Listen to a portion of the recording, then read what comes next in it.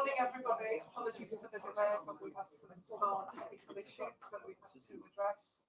Welcome to the Thirsk and Malton Area Committee meeting this morning, which should have been a 10 o'clock start, so my apologies. On the 27th of September, just a few housekeeping issues. Members of the public are entitled to attend this meeting as observers for all those items taken in open session. Recording is allowed at the council, committee and subcommittee meetings which are open to the public. Please give due regard to the council protocols on audio, visual recording and photography of public meetings. Anyone wishing to record is asked to contact the officer whose details at the foot of the page of the agenda prior to the start of the meeting, and we ask that any recording is clearly visible to anyone in the meeting and that it is not obstruct. That's the first bit. The second bit is we're not expecting a fire alarm, so if it does go off this morning, it's that door at the back for those of you there, and the wedding door here, and we meet in the car park. Conveniences are down the corridor to your left, and I think there's water down there as well. So that's the housekeeping. Oh, and can I just ask members of the public to make sure the mobile phones are on silent? Thank you. So welcome everybody. It's going to be a busy morning, and we have a number of officers here. I'm going to go through the list, and a number of visitors from outside bodies. So we have with us this morning, and I'm very pleased he's here, Kevin Colin-Ray, RMA. So welcome, Kevin. Nice to have you here. We've also got the leader of council who's here as well, Councillor Carl-Ray. And then welcome to you. Good that you're here. And then officers, we have Jane Sheldon, thank you, Bennett, Richard Nard, Matt Robinson, Marion Jones, Chris Wager, Hannah Baker, and Daniel Harper, who is our Democratic Services Manager. So they're all staff on that side of the room, together with Emma Brown and Tim Meyer from Yorkshire Water. So thank you very much for being with us. And then Ian Cook and Joe Allen from the Environment Agency. Thank you also for being with us. Much appreciated. So that's the introduction still. So thank you for that. Minutes of the last meeting. I'm assuming all members have read the minutes of the last meeting. If there are no typos, grammatical errors, can those minutes be proposed to the secretary, please? Proposed by Sam Cross, Councillor Cross, thank you. Seconded by Councillor Stone. I'm just happy to vote on those minutes now. Okay. Minutes vote.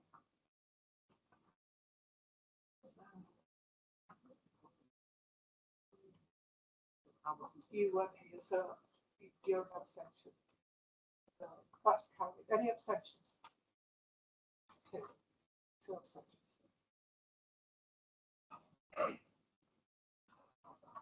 Thank you very much.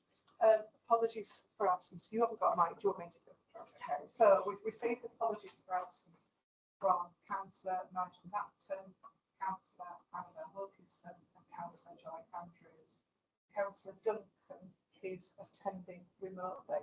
Unfortunately, we'll only be able to hear him. We won't be able to see him, I'm afraid, because the system's not that. But we've got him in.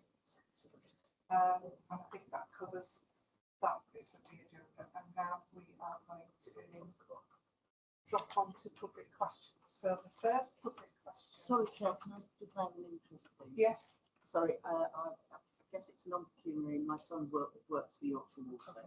Thank you.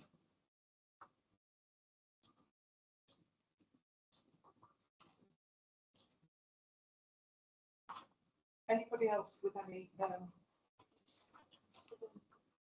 Councillor Byrne, sorry, Lindsay, I haven't got my glasses on. I can't see that. It's okay, thank you, Chairman. Could I just say that I'm probably going to be leaving the meeting because we've got a very important appeal next door which I need to go to. So I'm just letting you know. All right, thank you. Anybody else? No, that's fine. Thank you very much. I'm going to move on to public questions and first public question is from Mr. Shaw. Would you like to come forward, Mr. Shaw? The green button on the microphone will light it up and I'll give you that. So just press this. Just press that green button. Thank you. Okay, you can hear me. So, good morning, everybody. Thank you very much for inviting me to talk to you today. My name's Jo Shaw, and I actually live on 63 Station Road in Thirsk.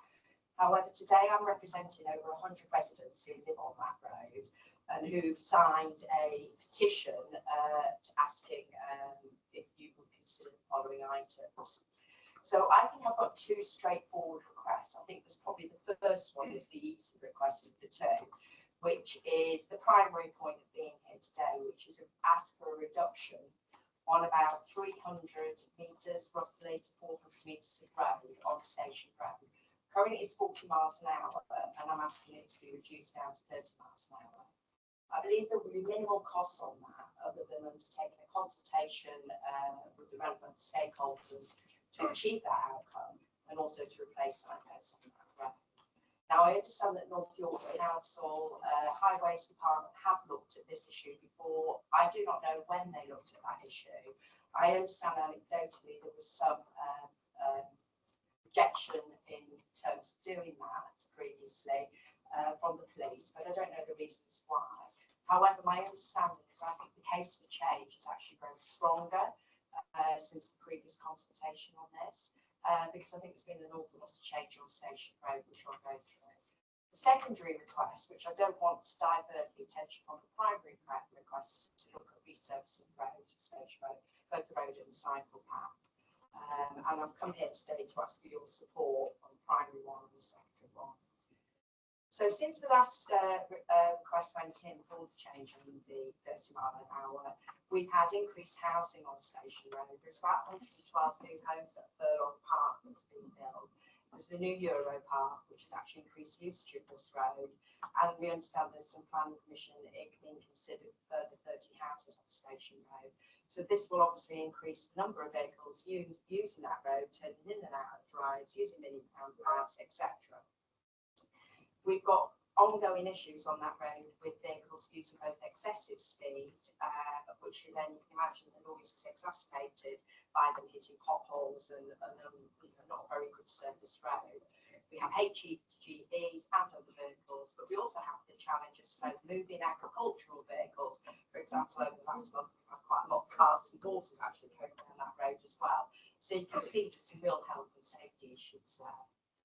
Also along Station Road, along Furlong Park, we've got a children's play area that's been recently built. That's about 10 metres from this busy road. It's 40 mile an hour currently section of the road. And what we do have is increased pedestrian footfall from Station Road, and that particularly increases on race days, even more riskier when you see the race goers coming home slightly tipsy. And we are trying to encourage people to use the cycle paths and to use walking paths. So broadly, I think there is an increased case to change now, and I'm a bit confused why I'm here addressing such a group of important councillors and MPs to ask for something simple, which is please can we just reduce the speed limit from 40 to 30 please. I recognise that there's some council issues around the expenditure on resurfacing the road, but please could we have some commitment for our residents, our neighbours and our friends to reopen the consultation, to get a start date for that consultation and then potentially an implementation date to reduce that. Thanks, Michelle. We've got Jane Charlton from our Highways team who's come and answer your That one. I know it's a two. Thank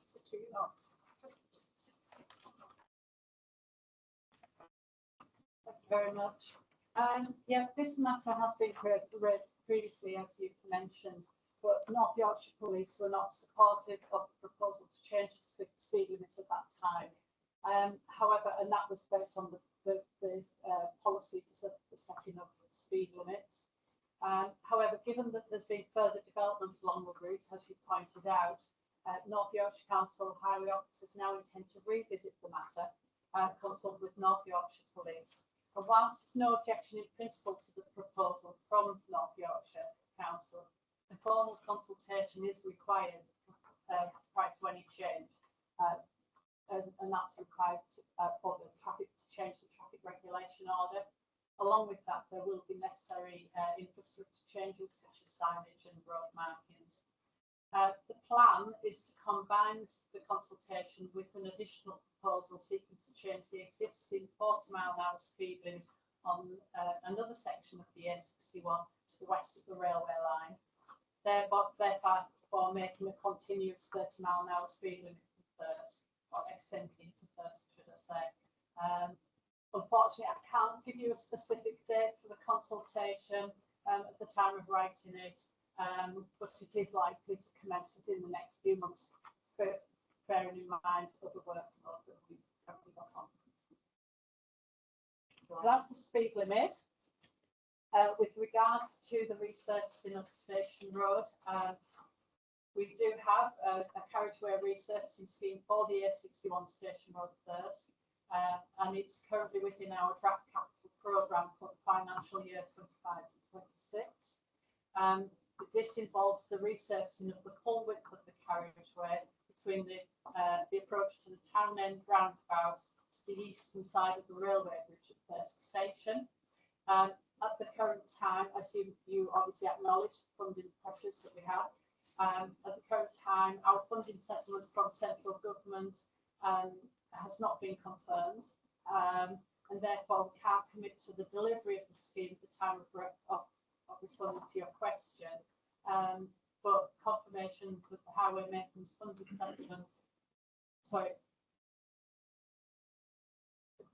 I've just lost the train of thought there. But as soon as we know, is one of our commitments. As soon as we know that we've got sufficient funding for that project, it will be delivered as part of the capital programme. Okay, thank you very much. Can I ask the supplementary? Next one. It'd be very short. It is a really short one, really. Yeah. On average, how long does the consultation take for the reduction of the speed limits? Well, Is it as long as a piece of string? Or? it is, and that depends upon public opinion.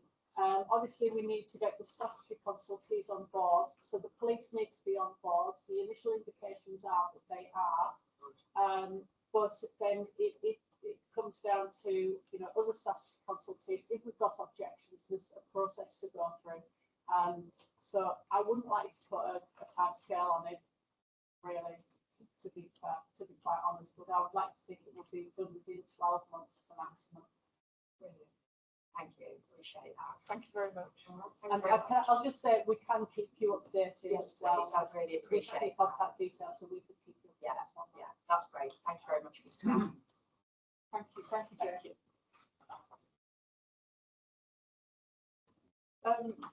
The next public question comes from Kate Nash. Nash, do you want to come forward? I think the microphone is already on, actually. You 3 minutes? All right, 3 minutes. If you can do it in 3 minutes, that would be very much appreciated. Thanks. I don't think it would take 3. So I'm a resident of Filey, and this is a question related to Filey community transport, which is the Filey Little Bus.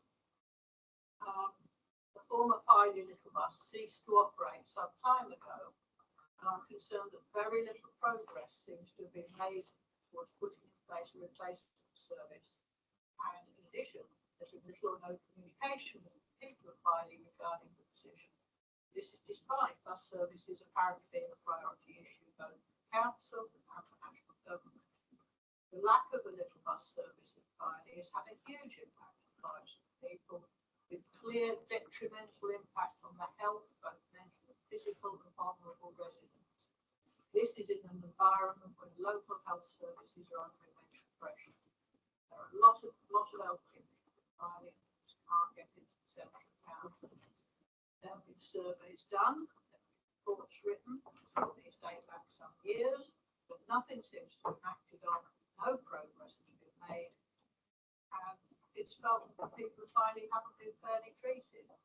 In response to one of the surveys, a number of people expressed willingness to offer time and volunteer to support the bus service, but nothing has been done to acknowledge that, and goodwill will have been lost consequently. So given this background, I give full detailed update regarding the position regarding the pilot bus. Whether grants would be available to run it, have they been applied for, what are the deadlines for them? The date the bus service is planned to be reinstated, and the person or persons or organisations who are leading taking this forward, together with the reason for the delays and the lack of communication. Thank you very much for your question. The response is being provided by my colleague, Councillor Duncan, who's the Executive Member for Highways and Transportation, and I'm hoping he's here and listening and he's ready to give his response. Thanks, Councillor. Hi, thanks, Chairman. Can you hear me okay? Yes, thank you. Yes, Perfect. That's great. There is a written response which has been circulated to councillors from the passenger transport team, but I did just want to sort of speak directly on this topic. Firstly, just to thank Ms Nash and Ms Cowan as well, and local people for raising the issue of the bus provision in and around Filey. Recognise your commitment and passion to improve services, and thank you for that. I also wanted just to thank our Member of Parliament, Kevin Holinrake, for also bringing forward this issue. I've had several conversations with him and with our passenger transport team in a bid to try and find a way forward. I also wanted to recognise really the work of the council and the passenger transport team.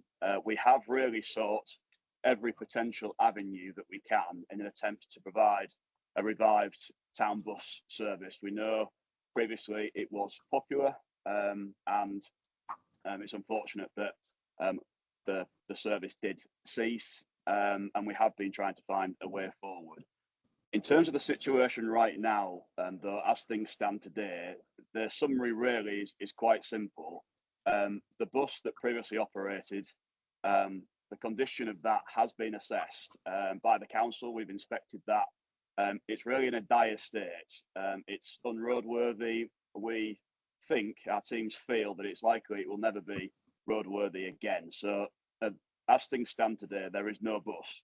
There is also no operator for the bus. We have sought interest, none has come forward. There is no business plan that we have received at the council either. We have suggested that the community get together to try and devise a viable proposal. We haven't had a business plan. As a result of that, there is no funding available either for the service. We need the business plan for that funding to be identified and released. We are prepared to support. We're prepared to support the development of a business plan. We're prepared to release some grant funding as well, but no grant funding has been applied for. No grant funding has been released. So as things stand right now, I think it's just important to, make clear that there isn't a plan. We're not aware of any plan that would see the revival of a town bus in the way that it operated before. However, there is a positive, which is the car scheme, the voluntary car scheme, which some members will be aware of and members of the public will be too, is moving forward. North Yorkshire Council has issued a grant of £2,500 to help Age UK set up the car scheme. We hope and we think this can be a success. We want to support that. We want to get that up and running. We want local people to be using it, making sure that they can access the services that they need. That is a positive to take away from this, but we just want to address really any potential misunderstanding or miscommunication there might be in and around Filey, that the bus is going to be revived and working in the way that it was before. That is not the model that we have at the moment, and that's as a result of the number of issues which have identified in terms of there being no real viable way forward for this service. So I imagine that's some disappointment. Again, we would be willing to receive any business plan and any proposals, but as things stand today, there isn't a way forward which we're aware of. Okay, thank you very much. Have I got a minute just to say? You can have a supplementary. Yeah, thank you. I personally am relatively new to this, so I've had to bring myself up to speed. However, it is no surprise to me that the actual physical bus that was sat in the open for heaven knows how long is not going to run. Anybody with half an eye could have guessed that. But I don't think it's acceptable for people to wash their hands of this. This is an important issue, and money needs to be put in. And I think there should be new minibuses. A car scheme, whilst I'm sure it's very useful, is just not acceptable as a replacement for the former bus service. Bus service is sorely needed in Ireland. Okay, thank you. We've got the message and we'll work on it with you. Okay, thanks very much. Sam, we don't normally have questions or comments in public questions, and it's a really busy meeting. It needs to be really short. All it is that I'm the custodian of the bus for past 2 years. I want to declare that I'm a symbol registered. Microphone. Sorry. I am the custodian of the bus at the present time, Right. and installed the SEPA transport works on by the council. Okay, thank you for that. Thank you for your question.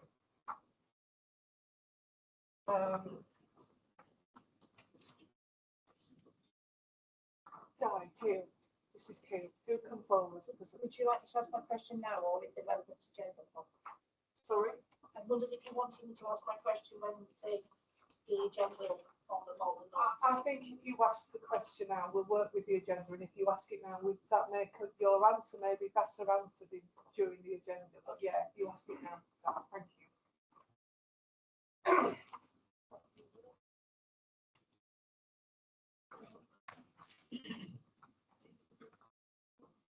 Okay, thank you very much, members. Malton has a long history of flooding, as I'm sure you're all aware, and has suffered from repeated incidents of sewer flooding for over 20 years since the Malton Northern Old Malton flood alleviation scheme was completed.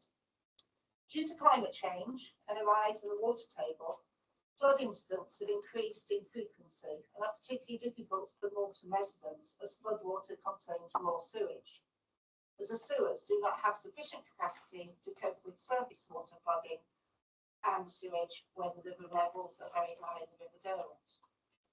These repeated incidents not only put homes and businesses at risk, but also cause increased road traffic congestion due to road closures. Members of this committee may be aware that there are plans to build 645 new homes in Malton, which will undoubtedly have a major impact on the town's overstretched sewer system. Should the planning permission be approved for this site on Beverley Road, the developer will be installing drainage measures as recommended and agreed with Yorkshire Water as part of the planning process, which will manage flow into the main system. But ultimately, all the wastewater from the development will flow into the main sewers in Malton, which are already over capacity. So my question is, will North Yorkshire Council ensure that Yorkshire Water fulfils its statutory duty as prescribed by the Water Industry Act 1991 to improve its existing sewer systems in the town on the back of this development? Thank you. Thank you, Dan. Thank you. I'm not sure we have anybody from development management, so I do have a response. I think you've been circulated with it. I will read it out for clarity. So bear with me. The National Planning Policy Framework sets out the overall approach to protecting people and property from flooding, which all local planning authorities are expected to follow, with a number of tests required at both the plan making and the application decision making stages. Engagement with key stakeholders, including the Environment Agency, water utility providers such as Yorkshire Water, and lead local flood authority, forms an important part of the local plan making process to ensure that appropriate site selection takes place and local policies reflect national guidance, and that where the development is proposed to take place, there is an appropriate infrastructure in place or that there is a realistic prospect of additional capacity being provided alongside a new development. Such bodies are also key consultees on planning applications in ensuring that the proposed on and off-site infrastructure is suitably robust and future-proof in light of the implications of climate change. If there are specific questions and concerns with regard to particular sites or applications, we can raise those with the relevant body.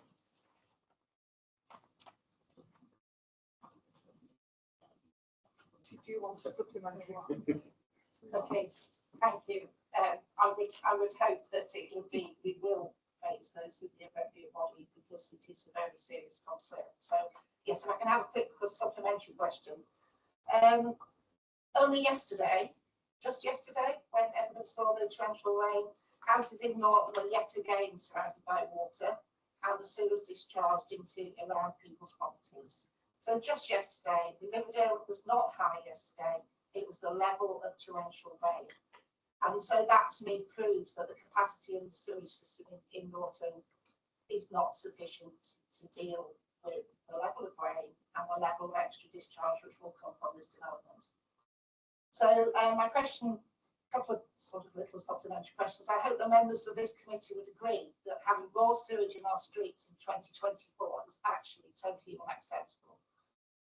Will members therefore agree to continue to lobby Yorkshire Water to commit to putting all measures possible in place to alleviate sewer flooding in Malton, including increasing the capacity of the sewers, and B, agree to contribute a percentage of the sill receipts from the Bentley Road development, should it be approved, towards a Yorkshire Water project to provide a permanent, and I stress the word permanent, pumping station for Malton. Thanks, Dan. I think the debate later on in the meeting might give you some ideas and answers to questions. All right, thank you.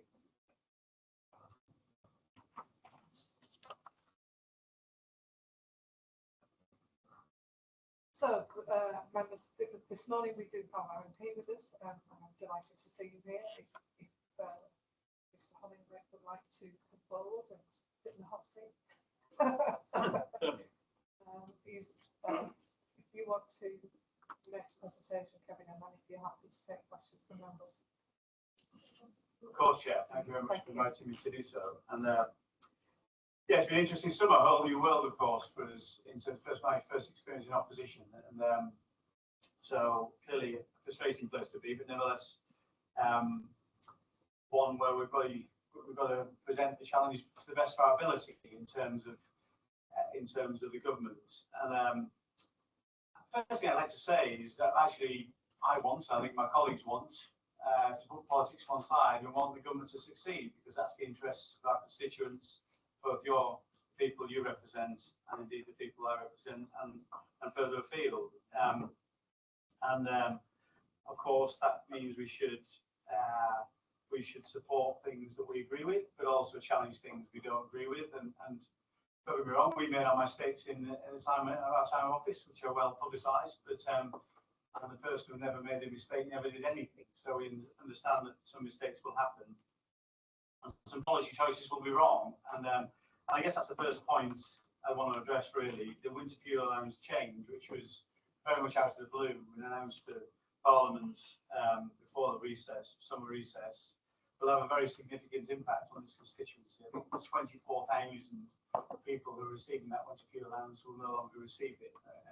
That's up to £300 per year, and particularly those who are off grid, who will be wanting to fill our oil tank up over coming weeks and won't see any increase in their pensions until April, and won't see that winter fuel allowance. So if you wanted to fill your oil tank with that £300 over £200, you won't be able to do that. So those people will be under pressure.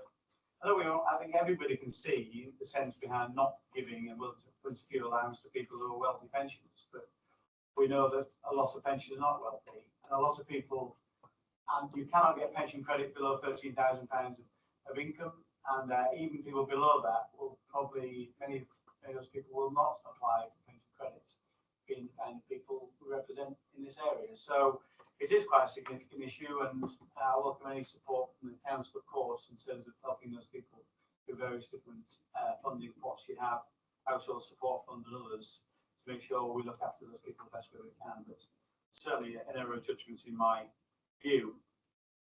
In terms of things more parochially, but which do have a national context, one thing we want to make sure, we're seeing an increased number of closures of banks. We've seen the Halifax Bank closing in Malton quite recently, and around the constituency this is the case. And increasingly people are struggling to access cash, and this is consumers. It's really important that people can access cash to take that money out to go and spend in our shops. And I know for a period of time Bedale has been without a cash machine, and those have just been repaired now, but that's very difficult for traders. But also, of course, cash deposits, and a situation where there are no banks, and our post offices do a very good job, and that's something I'm very familiar with, of course. But there are common constraints on businesses being able to deposit cash. In Filey, for example, we've got a business there, Ingham's Fish and Chip Shop, takes £500,000 a year in cash, and can only bank £120,000 a year in the post office. It has to then take a long journey to Scarborough to bank that cash, which is both a security issue and an inconvenience. So certainly trying to get banking hubs where we can, and make those rules around banking hubs more flexible, because those limits will still apply, because they apply to money laundering rather than simply the facilities on site. So banking hubs is something we put in place during our time, and we're keen to make sure that banking hubs appear on our streets wherever possible, and that's something we're keen to do wherever they are needed. One coming for Filey very shortly, which will be useful. In fact, one in place now, so on a temporary basis. Day 64, of course, Chair, very important to you as well as many of our constituents. A decision will hopefully be made this year on whether that puts into the next RIS spending period. We were very hopeful, despite the fact it gets a low to medium benefit cost ratio according to our national highways. It will be a ministerial decision. We will be placing as much pressure as we can on the Transport Secretary and the Minister to make the decision that does favour the dualling the 64 as far as Barton Hill. So that's something we'll see in coming months, whether we get that go ahead. Some perhaps more parochial issues, working on a new youth club for Thirsk. So again, any support we can provide in terms of that. Councillor Sally and I were at a meeting recently in terms of trying to make sure that can be fully funded. I'd like to turn to Filey Bus if I can, and thank you to Kate and Sue for all their work on this. And I promise both of them this has not been swept under the carpet. This is something that's really important. Councillor Donahue Moncrief and Councillor Cross and I, as well as Councillor Holden Banks, the Mayor of Filey, have met frequently this summer together with Sue and other members of the community to try and make sure we can deliver a replacement. I think right from the start, the public meeting that Sue organised in Filey was very clear. She was very clear and realistic to say the old Filey town bus was a wonderful facility for the town, but probably never will be able to replace that kind of facility again, like for like, because the way it was delivered. But there are solutions, and I don't think this is simply a car share scheme can be the solution. It needs to sit alongside that. We are, Michelle, I don't know if Sam's coming, but Sue and I are going to Bridal Community Transport next week to try and see if that's a solution for us.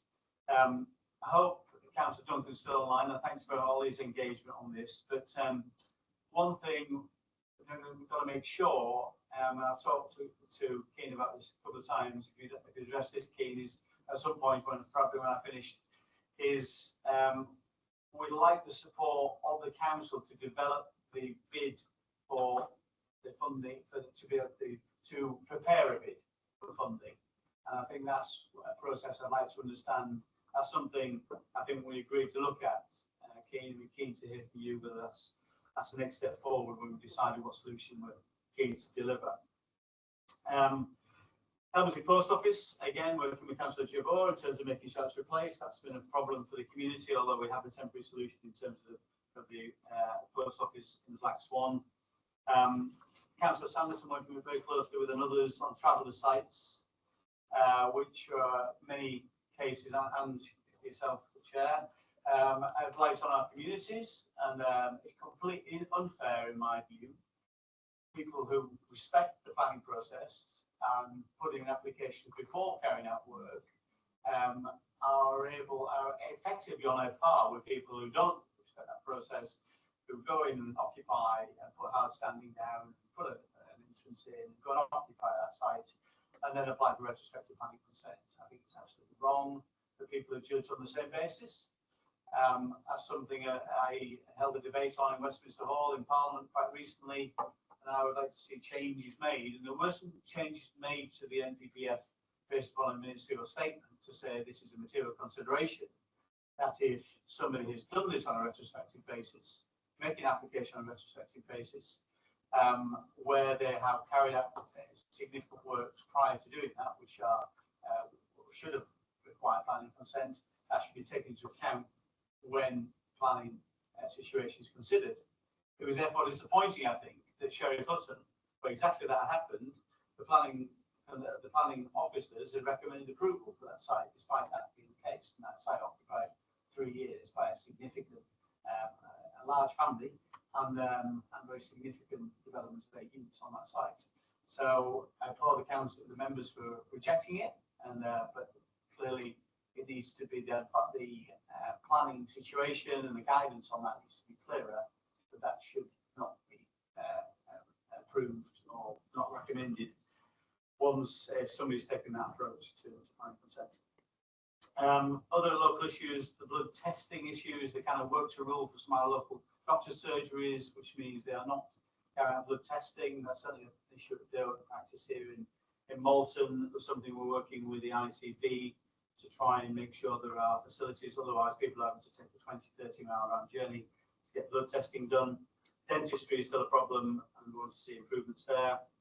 One of the things I know that council is working on is very important, housing targets. We're seeing North Yorkshire's asking, well, the national central government asking for a 310% uplift in housing numbers across North Yorkshire, which is undeliverable in my view, and on any different level, and totally unfair.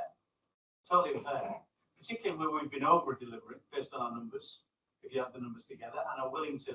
I think I met with Richard and Councillor Les on this, fell on this, willing to consider a much higher target, but to say you want a 310% increase is totally wrong. Particularly in some other communities like York, which has not been delivering its targets, has seen a very modest increase, I think, of 20% on its target. So this is simply wrong. One of my colleagues, Julian Smith, has written to the Housing Secretary to request a meeting, which I will attend also, to say this is unfair, but any pushback we can give central government around that is absolutely the right thing to do. Solar developments on farmland. We've got obviously the inquiry going on today, as Councillor Burr was talking about, which I will go and be there as well.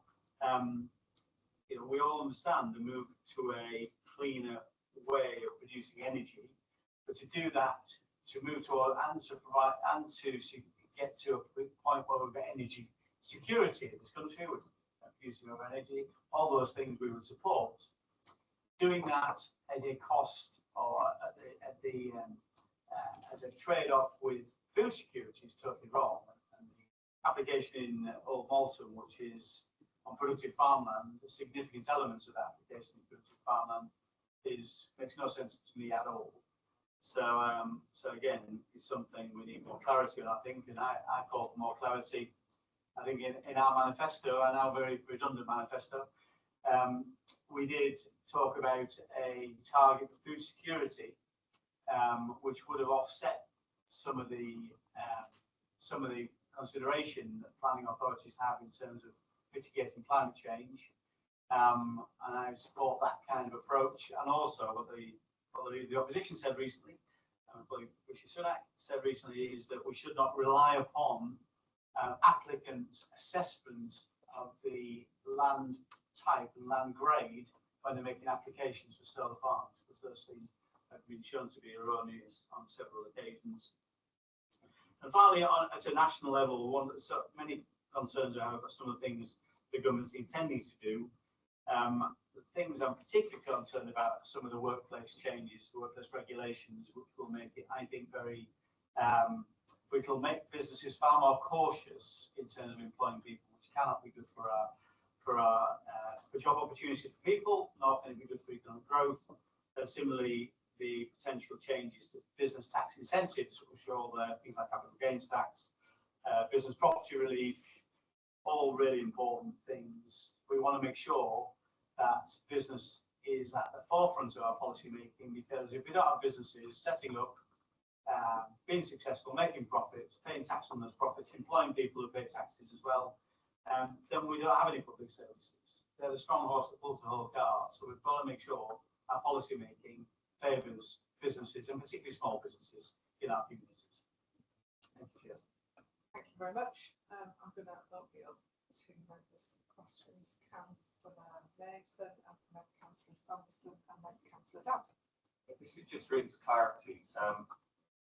When the last ACC, or the one before, when we had the Thirsk, we were going through the funding grant pots here the ACC can give. As I remember, with the bus situation, we were waiting for you to come back to that meeting to then approve some money for feasibility work on bus development. I think the UK would spoke on that at the meeting. So I'm trying to work out that, because we now have the list in front of us here, but it's not on there. So I'm trying to work out actually that there should be a decision to be had on that original agenda item. Now we've had this back, and as far as I'm concerned, both the 5 bus and the Thirsk bus were part of this conversation. So I'm sure there's potentially a slot allocated already within our agenda for this. Okay. It's a very good point, Councillor Mason, and I think it's fair to say there are differences of opinion in terms of what the format of the bus would be like and what the model would be like, and we're trying to make sure that the community is on side with that. It's not something we just deliver to them, deliver a solution that's not an appropriate solution. That's something that Councillor Cross and Councillor Donington, Grief and I are working on together with members of the community. So it's certainly something we want to progress, and as I said before in my opening remarks, working very closely with Councillor Duncan to make sure we have the support to make the case, to make a bid for initial funding, feasibility funding, and then see what funding is available to actually fund some of the bus. We know we're not just reliant on the council to fund this bus. We do understand there are other funding pots available, finally, town council, for example. Sorry. I think you misunderstand that I think we allocated some money from this committee to help that process go forward. Okay. Right. It's now not on the agenda. Okay. Perhaps Councillor Cross or Planning Group might comment on that. I'm looking at my colleagues and some shaking of the head, so we need to go and look at that. Councillor Duncan isn't with the meeting, he's left the meeting, but we will raise it with him afterwards. But I don't think there was a funding part, I'm pretty sure there wasn't, but we'll check. Right. Check recording, I think it's good. Councillor Sanderson. Thank you, Chairman. Kevin, can I formally thank you for raising the issue of retrospective planning applications, and in particular in respect of Billington and Sheriff Nation. You partly answered the question I'm going to ask, but I heard only yesterday of another such development in my division. And the residents told me about the effect on the business. They were losing income from it, let alone the personal upset it had caused them, and fear, to be honest, that it had caused, by somebody who is following the correct planning procedure, as you mentioned. So you said about the amendments in the NPPF, and it would appear that actually we probably need something a little bit stronger. So my question is, what do you think will be the next steps in moving your recommendations to that committee forward? And can you see any way that Northamptonshire Council could actually help with this? Thank you. Yeah, thanks, Janet. Well, a letter to the Housing Secretary onto the Minister concerned, which I think Matthew Penny thought would be very useful, to say that you would support a change that would make it even less likely that somebody who applies for retrospective plan consent when they've already done the work would ever get consent, because I think that's the only deterrent that will stop this. It can happen more and more often. We can see that. And in this particular case, there were other sites available. And okay, that might be antisocial behaviour on those sites, but that's not something, we've got to make sure those sites are fit for purpose. But if there are sites with in the constituency, in the area where people could occupy those traveller sites, then I think there was absolutely no justification for somebody to occupy a site, do the work, and then apply for retrospective consent. So we need the rules tightening up. But also, I would kind of just politely say, have a word with your planning officers, because it's quite clear in the NPPF that should be a material consideration if somebody's done that, yet they still recommended approval on the basis that their human rights would be infringed if that consent was not given, based upon health grounds and education grounds and other things. To me, that's of no relevance, is if you've not followed the proper process. Thank you. Councillor Dance. Councillor Dance, sorry. Thank you, Caroline. Morning, Kevin. I first of all just want to touch on the filing bus situation and funding for a feasibility, call it what. I can never remember, we'll have to look back, I can never remember anything being approved from this committee. I'll stand to be corrected, but there is an option, perhaps some process of £10,000 locality budget that might well be able to follow the wheels. And, you know, if I may say, this has got to come from the local community. I'm not going to repeat what I said last time about some of the pressures that we're facing financially, both in LTP terms and ESIP terms and all the other funding pots, which leads me on to the next point, the rumoured and trailed that things like rural services delivery grant are potentially ready for the act. That will cost this authority £14 million a year. Because there's no bones about it. The Mets are piling pressure, and we know where the support for the Mets comes from in terms of politics, piling pressure on the Treasury to look at that. They want a bigger piece of the cake than the present league. Yeah. And then there's things like negative revenue, RSG revenue support grant that will cost this authority another £5 million a year, should that come. So make no bones about it. The outlook for this authority is bleak.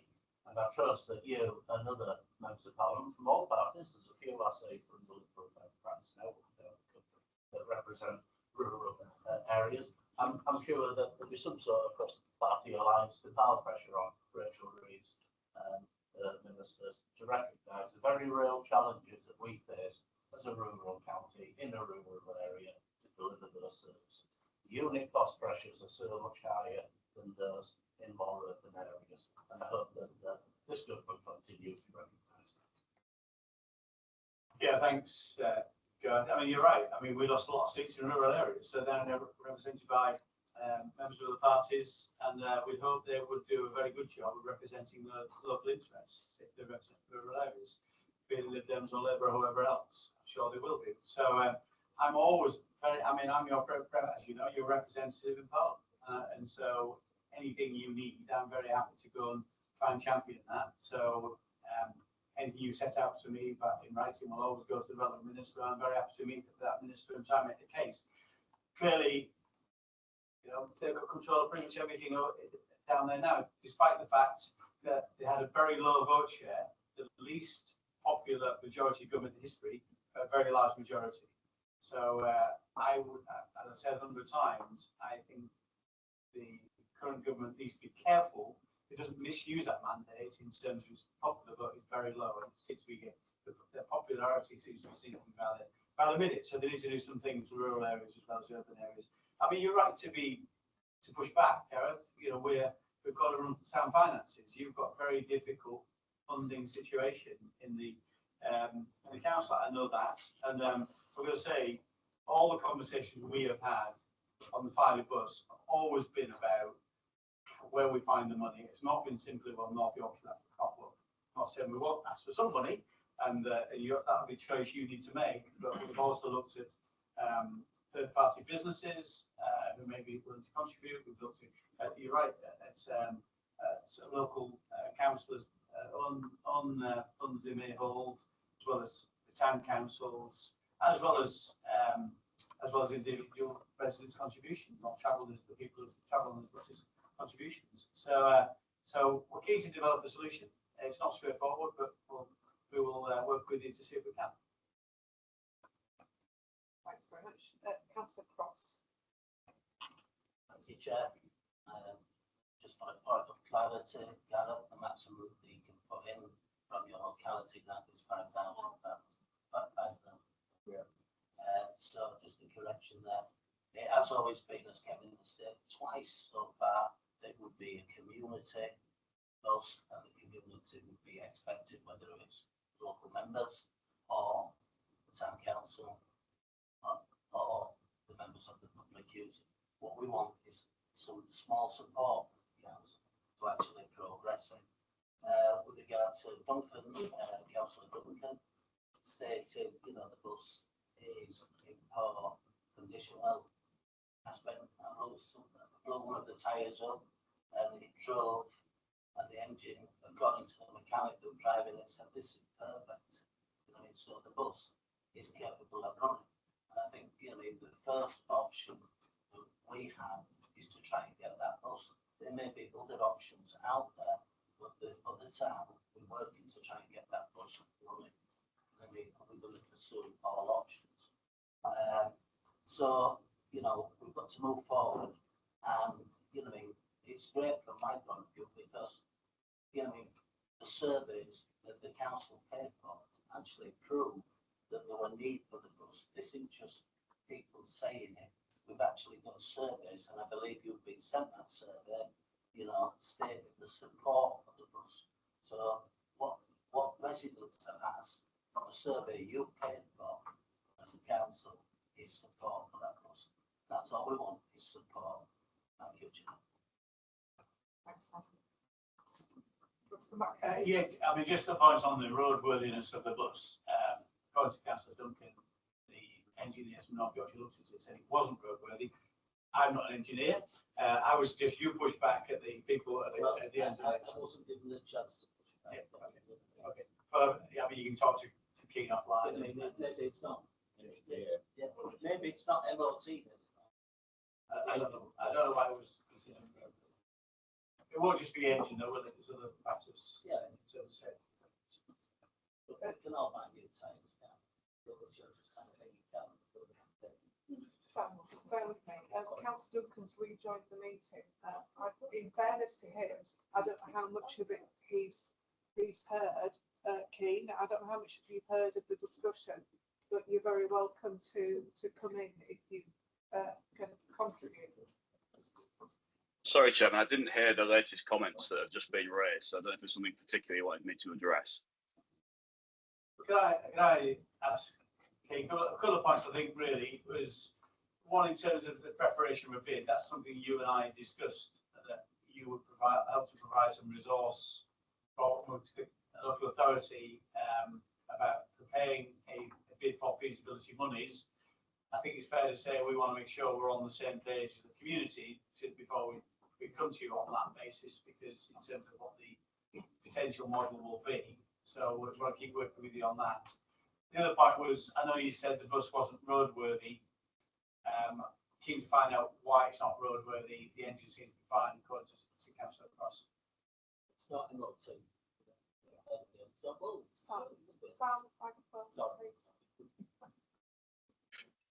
Thank you, Chairman. Thank you, Kevin. And just in terms of the preparation of a business case, as has been mentioned before, stronger communities, that team are particularly keen to work with any local people, the town council, any community organisations. Obviously, they've been working very closely with Age UK as well. We're prepared to provide that support. We're also prepared, ultimately, potentially, subject to a business case, to provide financial support too, as has been mentioned. Just in terms of the You're breaking up, Keane. Keane, can you just, the meeting can't hear you. I think you might need to pick this up outside. of the bus, you Sorry. rather than Yes, the okay. owner of that. Sorry, I don't know if you could, I'm back again. I don't know if you just could hear what I said just there, Chairman. No, we didn't hear you, I'm afraid, Councillor Duncan. You were breaking up quite badly. Sorry, did you hear my comments about the business case preparation? I don't know if that you heard me on. There was the business case and working with stronger communities, but then we lost the rest of it.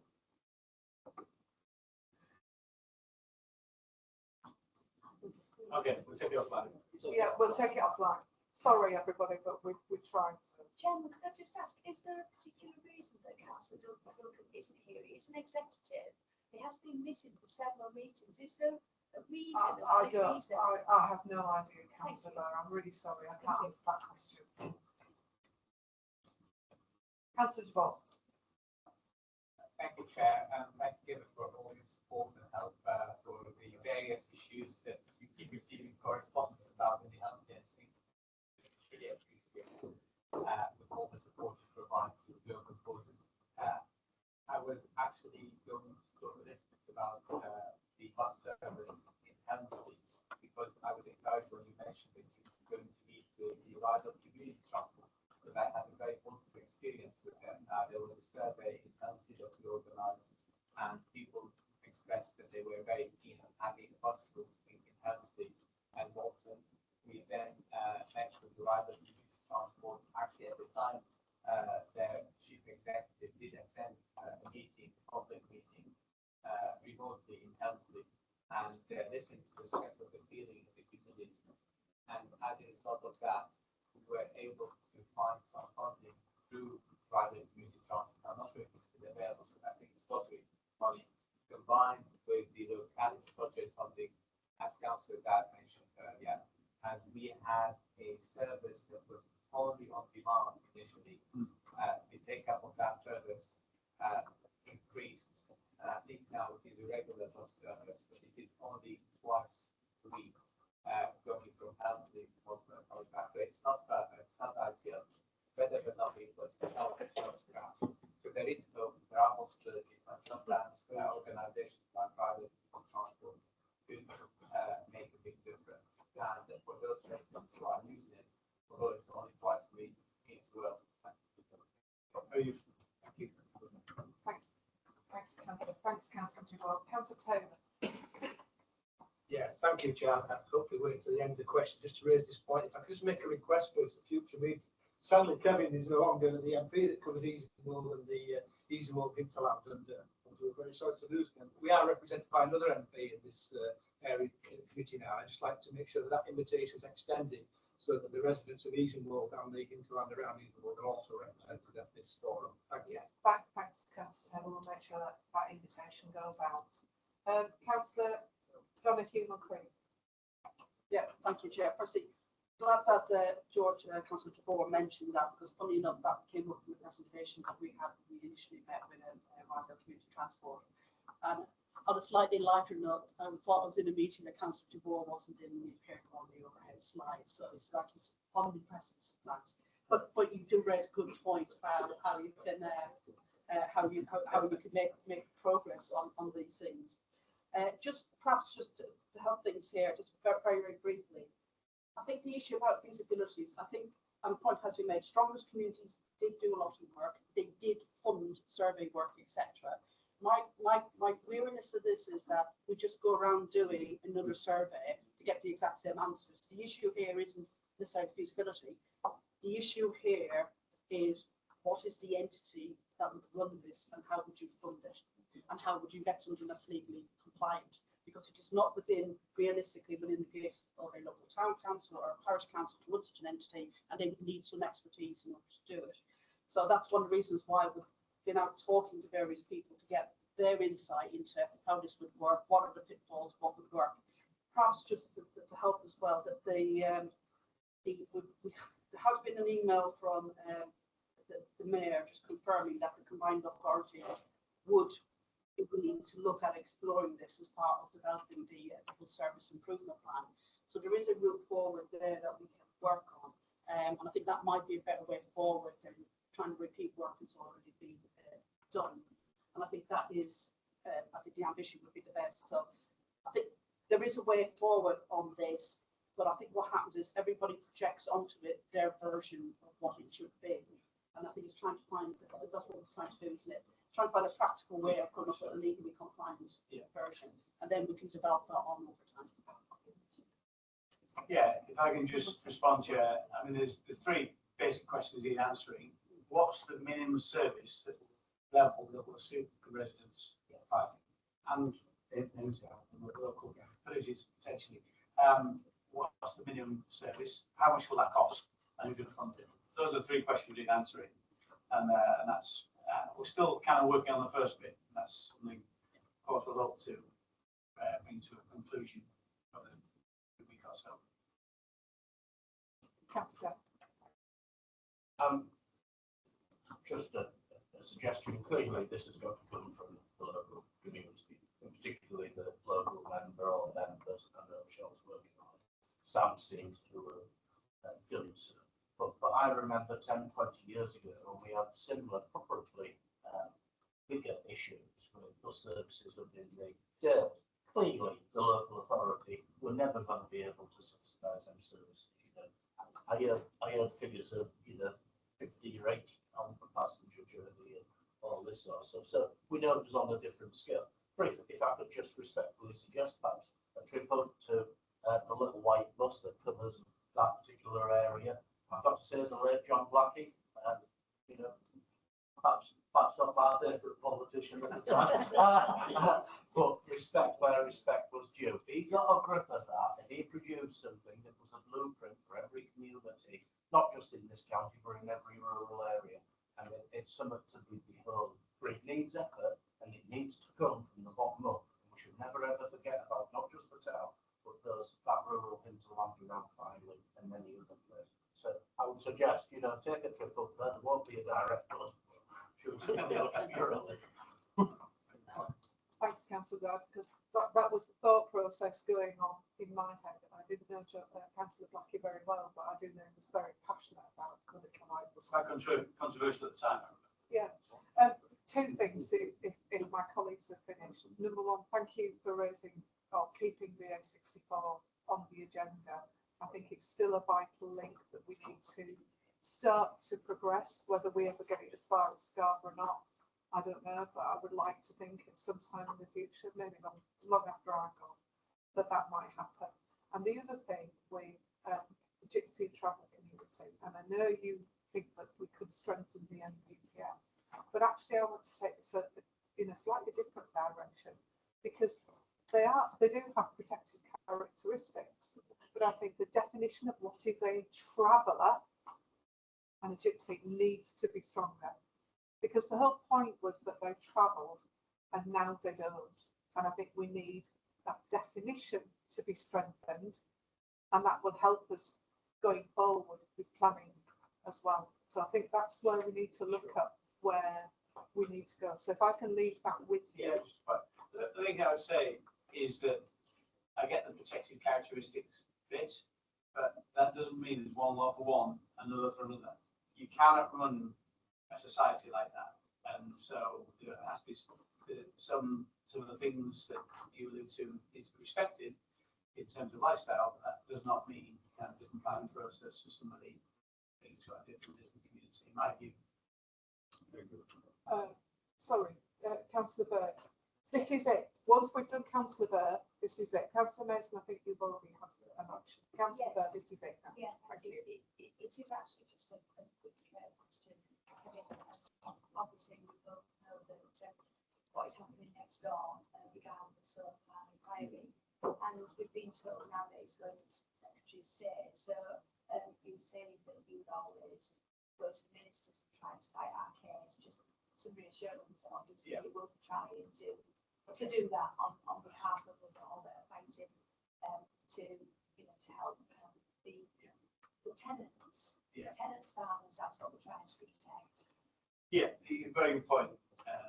And so there's two issues with this. A, you're right, trying to say that A is the productive farmland point, and B is, does this work for tenant farmers?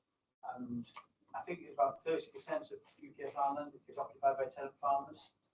So Robert Emma Sturdy, a classic example, lovely family, multi-generational farmers, and they're going to be effectively kicked off that land.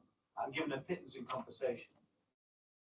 As agricultural development, that's the compensation is a fixed amount, and yet the landowner will see a tenfold uplift in terms of their revenue from that side. So the economics around this are pretty compelling and drive all those kind of things we're seeing now at Eden Farm. But it's in the King's speech, when you walk in a little procession to the Lords, I was walking along Ed Miliband, Secretary of State, and made this point about tenant farmers and about productive farming, and he didn't know anything about it. And that's not to say it's the our ministers, when we're in government, always knew the policies, all the some implications of these policies right across the piece. But it's important that we do, because you cannot have a situation where a tenant farmer keeps up land and that farm taken out of productive use for 40 years and that land moved without, at least without compensation. Thank you. Thank you, Kevin. Pleasure. It's always very good to see you. I'm sorry, the agenda is really full, so I'm gonna call it now and move on to the other topics. Thank you. Thanks all. Thank you. Thank you, Kevin. Can I just, before this, the next topic is quite a long topic. Does anybody want a comfort break before we, and I'll do 5 minutes comfort break if anybody wants a comfort break. Okay.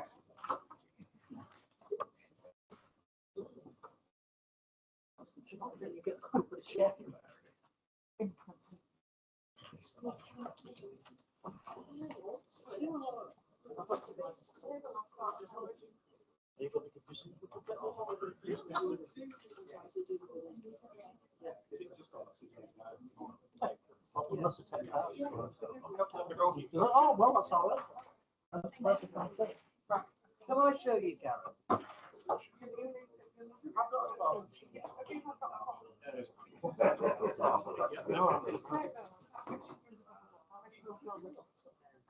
No, Gareth, this way. Yeah. Oh. Hello, how are you?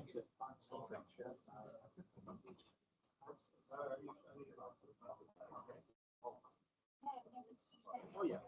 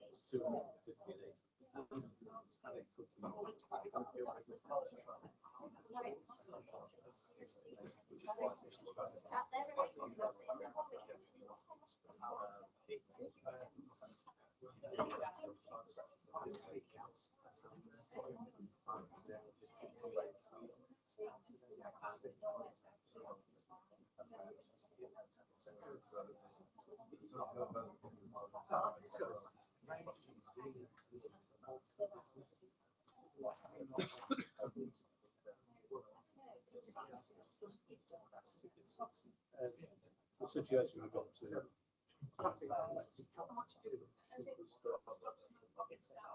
If they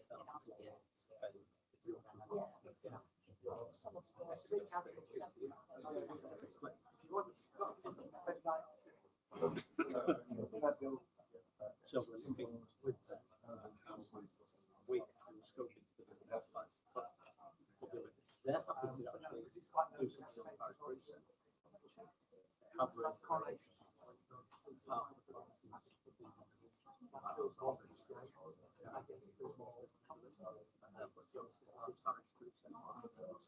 so half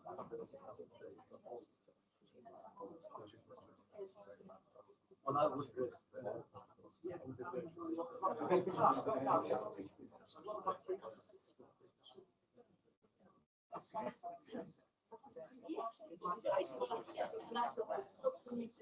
well, it's certainly not waiting for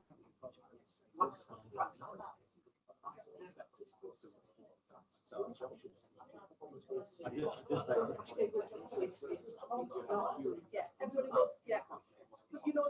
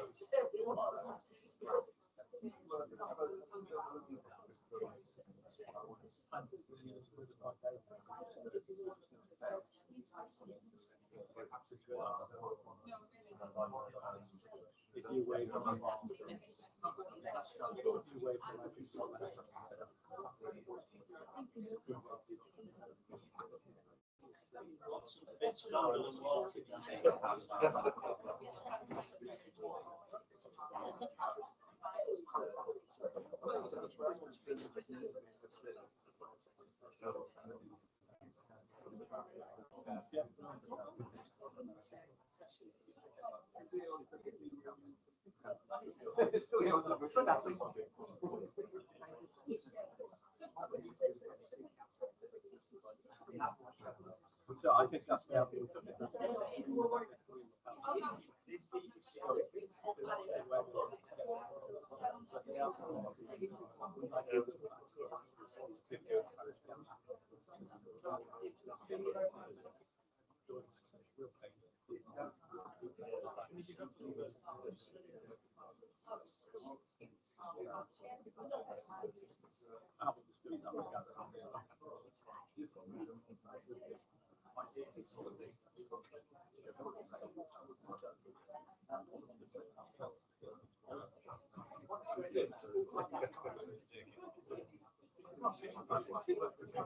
much.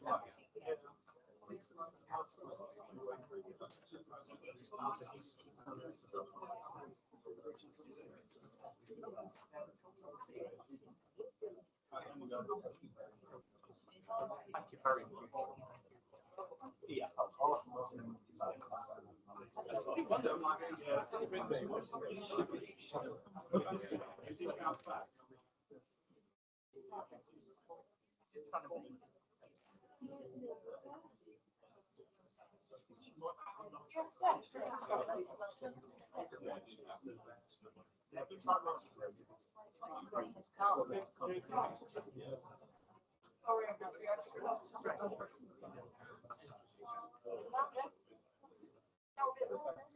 Right, everybody, we'll pick the agenda up. I'm hoping everybody has a complete review to look at the next.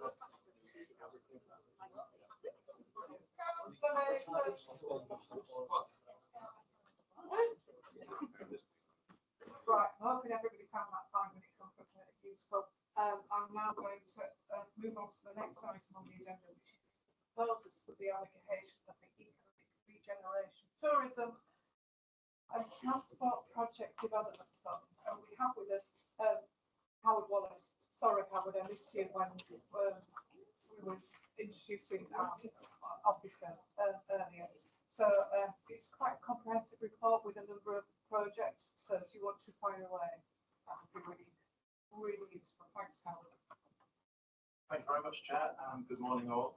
Just to introduce myself, I'm Howard Wallace, Principal Regeneration Officer for the Thirsk and Malton area, and together with Faye Snowden, we are the regeneration team for the Thirsk and Malton area. So the report sets out the backgrounds for this fund. I'm not going to go into that in detail, other than just to say that we have £75,000 of that fund remaining available. It does have to be spent before the end of March, otherwise it will not be benefiting this area specifically. It will go back into a central pot, so it will effectively be lost to this area. And given where we are at the end of September now, time is now critical to being able to use this budget productively. And obviously, we don't want to use it for the sake of it, and for the sake of it. So I have to stress the importance of reaching a decision from members on any projects that they wish to endorse today.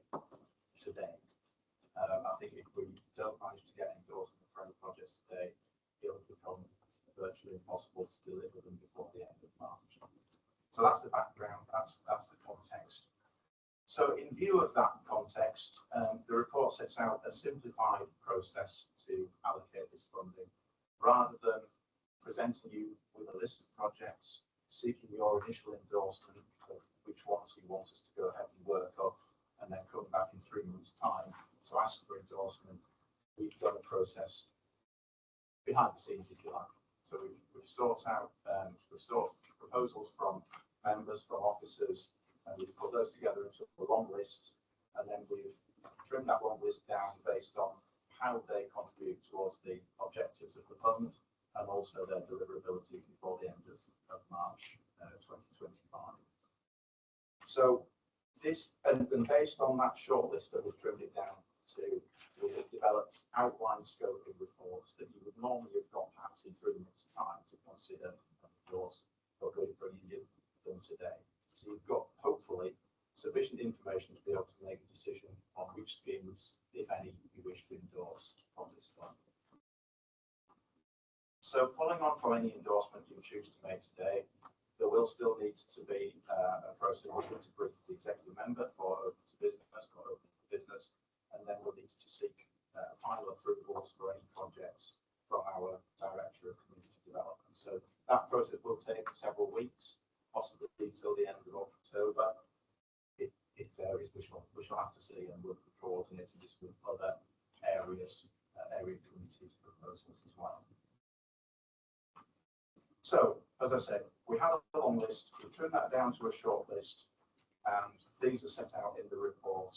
I'm just going to I think it's important to kind of go through them briefly, fairly quickly, so that you can have a bit of a debate if you wish to ask any questions on those. So I'll just go through those quickly now. The first one of those is a proposed Castlegate regeneration and strategic green space improvement project. And this is for further project development of this. We've had a feasibility study done initially, and the proposal is for £25,000 to do that piece of work. That's set out in Appendix 1 on page 17. So that would look to develop the evidence base, the business case, the economic benefits and so on of doing the scheme, as well as potentially identifying quick wins and longer term improvements that could be done.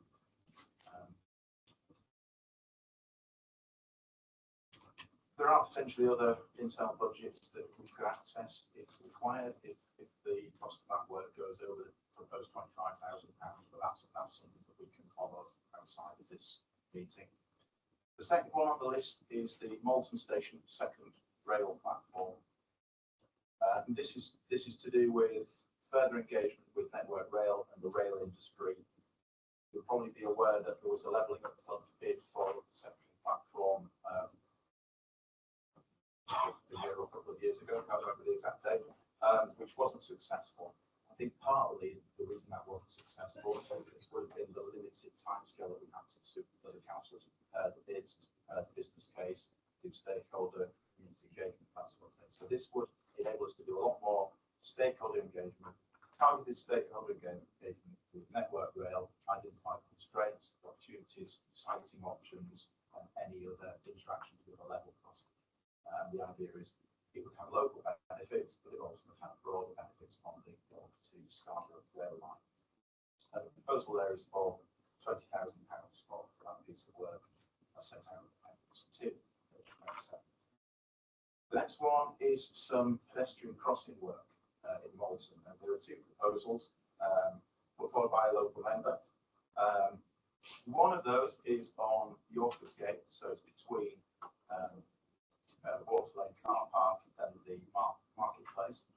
I've suggested in there, based on discussions with the Highways Area Improvement Manager, 15,000 for that. And the other one was on the D157 between the residential areas on Brown Road and Pasture Lane and so on, and Modern School and the sports centre there. So that second one is probably more a link between residential areas and schools, so it's more about road safety, but it's still a transport scheme. The first one is on a key visitor route between the car park, one of the car parks, the train station, and the town centre. So that has, as well as road safety and transport outputs, it's also got some economic tourism benefits to it. Now, since that report was published, the area Highways Improvement Manager has had a quotation for a piece of scoping work. looking at the first stages of that work. So rather than the £25,000 of the two projects, that would be just under £6,000 for that initial stage of scoping work. That could definitely be done before the end of March. But what that means is that until the results of that scoping work are done, we can't say for definite whether or not the next stage would go ahead, because we have to base any decisions on the recommendations from that scoping work. So it would look at surveys, it would look at traffic data, assessments of crossing requirements, identify options, and then it would make recommendations as to whether or not crossings are viable, what type of crossings are viable, and so on. So that could be a way that members opt to reduce the amount of funding used from this funding just to fund the scoping work, or you could choose to fund some scoping work and then potentially endorse funds for the next stage work. Bearing in mind that might not actually be recommended to go ahead. So there is another potential source of funding for that work and for potentially for the implementation if that's recommended from the Malton infrastructure and activity budget that is held by the environment. Next one is traffic surveys in Easing World, parking surveys in Easing World. And that's something that's previously been discussed between the town council and officers in highways. And I think further discussions with them have identified, it was put on hold because of COVID obviously changes to traffic movements and people moving down, but they do feel that it's back to sort of normal traffic movements now, and that it's an important piece of work to be done. So that's why it's coming back now. Discussions with the highways area manager indicate that is challenging. She's spoken to consultants, and that's going to be challenging to deliver all of that unless we get a decision very quickly, a final decision very quickly, and get started work on that. So there are challenges to completing that, and we need to keep it under review to make sure that it's deliverable in the time scales. That one is on. That's proposal. Sorry, the proposal for that is the 20,000. That's set out in Appendix 5, as it's shown on page 4. I think it's actually Appendix 4. Sorry, no, that was the previous one. It is Appendix 5. The next one is a smaller one. It's £10,000 for a curbing law side in the town loops, and that's responding to a demand, if you like, or request from local business leaders in curbing law side about a piece of how do we make curbing law side a bit more vibrant, how do we develop a unique selling point for the town, get people away from the A170 into the town. So that contributes towards the economy, regeneration, tourism, and that's set out in Appendix 6. And then finally, the proposal is for £20,000 to £30,000 funding towards the refurbishment of Borough toilets in Helmsley. Helmsley, as you'll know, it's a fairly key tourism destination, and the public conveniences are in a bit of a state. Currently, they receive frequent complaints and have recent press about the condition. We've been in discussion with property colleagues who are looking into potential additional funding, but this allocation would enable some significant improvements to be made to those toilets that could be delivered this financial year, and if subsequent improvement works by further funding were needed, this wouldn't be aborted work. So it could still be done this financial year and wouldn't be aborted. And it's important that the division member is also willing to contribute £5,000 to understand the funding locality budget. As I say, it's probably going to be challenging to deliver that by the end of March, with approvals, procurement, and undertaking works. So we'll need to keep it under review, but the public conveniences manager feels that is certainly achieved. Okay, so in total, all of that that's set out in the original report that was circulated adds up to £120,000 to £130,000. As I said earlier, there's only approximately £75,000. So there is a need to prioritise, and there's a need potentially to put put it bluntly, knock out some of those projects. In terms of the £6,000 cost for the pedestrian crossing feasibility, for scoping work, that reduces that 120 to 130,000 pounds down to 101 to 111,000 pounds. I think so. I've got notes wrong, but that's right. And just to give members a little bit of flavour in terms of my view about risks, deliverability before the end of March, I think in terms of the lowest risk, I would say that £6,000 for pedestrian crossing scope work is lowest risk. Then the £20,000 for Malton Station Centre platform, then £10,000 for curb and outside town boost, 25,000 for the Castlegate regeneration scheme, 20 to 30,000 for the Borough toilet, and then 20,000 for the Easterbrook part of the service. So that's just my initial feeling.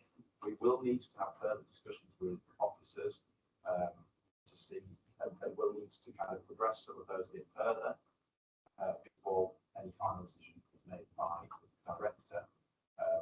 So members may wish to approve things up to £75,000, or you may wish to just prioritise them and in some not approve endorse. We may wish to prioritise them so that we've got a priorities list, so that if any of them do drop out because they're proved not to be deliverable, we still have a potential plan to fund that. So the recommendations are set out on page 14 of the agenda, 12.1 of the report. Those recommendations are that the committee approves the streamlined process set out in that report at 3.3 to 3.4. It considers the proposal set out in 4.4 and in the appendices, and it endorses those proposals which do feel best contribute towards the objectives of the scheme.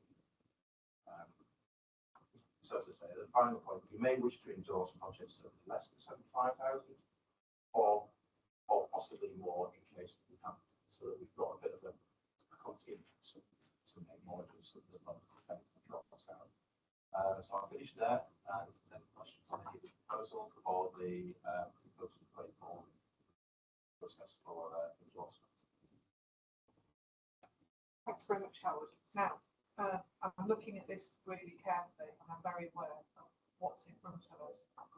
And given the time constraints, I'm going to propose we look at each project individually for a very short amount of time. This is not up for a massive debate. And then we look for the support in principle for each project from the members to give the officers the steer that they need going forward. And if we can do that today, that would be really helpful, I think, for the officers to know what our thought process was. So we've got a list of appendices. So I'm going to work down that list of appendices, and I need to know from members what the thought processes are and whether they support that project being in the mix. And then that will give the officers a steer. Does anybody have any issues with that process? Right, let's kick it off. So the first one is the Castlegate regeneration and strategic green space project. Does anybody have any questions on this? And we'll decide whether this one's going to go forward as a committee. Is that okay? Sorry, when you say questions, do you mean questions to have? Yes, yes, obviously. But it's a light touch because I'm assuming everybody's read the papers. Please, I hope now. So yes, we'll look at them individually so that we give the officers the steer that they need to take these projects forward, because there isn't the money to do all of them. Okay, Councillor. Thank you, Chairman, and thank you to Howard for giving the presentation. I think what I would like to do is open it up to say that we're all here to obviously support our divisions, and in the spirit of that, I would like to think that we all could try and help each other to achieve what they would like in their division. And if we all would commit so much of our locality budget, then we would probably all get what we want, and hopefully all have something for our residents. So that's my sort of opening gambit, really. It's not I want this for me, but you're not going to get what you want. I want us all to try and work together And the reason that I think the officers have actually proposed this is because of the chronic air quality in Castlegate, which has been there for years and years and years. So it's something that would be a benefit, obviously, to the whole community and people who we are encouraging to walk into towns. It would help the communities of Norton and Malton and other people who want to actually use that road. So obviously I would be endorsing this. Anybody else? Councillor Mason. Thanks, Chair. Following on from Lindsay's point, to be honest, I see quite a lot of connectivity with the first two, particularly around the gateway into Castlegate and also the water discussion coming forward as well. There's a lot of crossovers here. And I'm wondering what work has already been spoken about actually looking at the slightly wider picture. That whole gateway area, not just the air pollution, but it needs regeneration because it is the entrance into Malton from that side of Yorkshire. So that's one question I would like to sort of ask is, has there been any thought about just slightly wider looking from Castlegate to the junction to the station?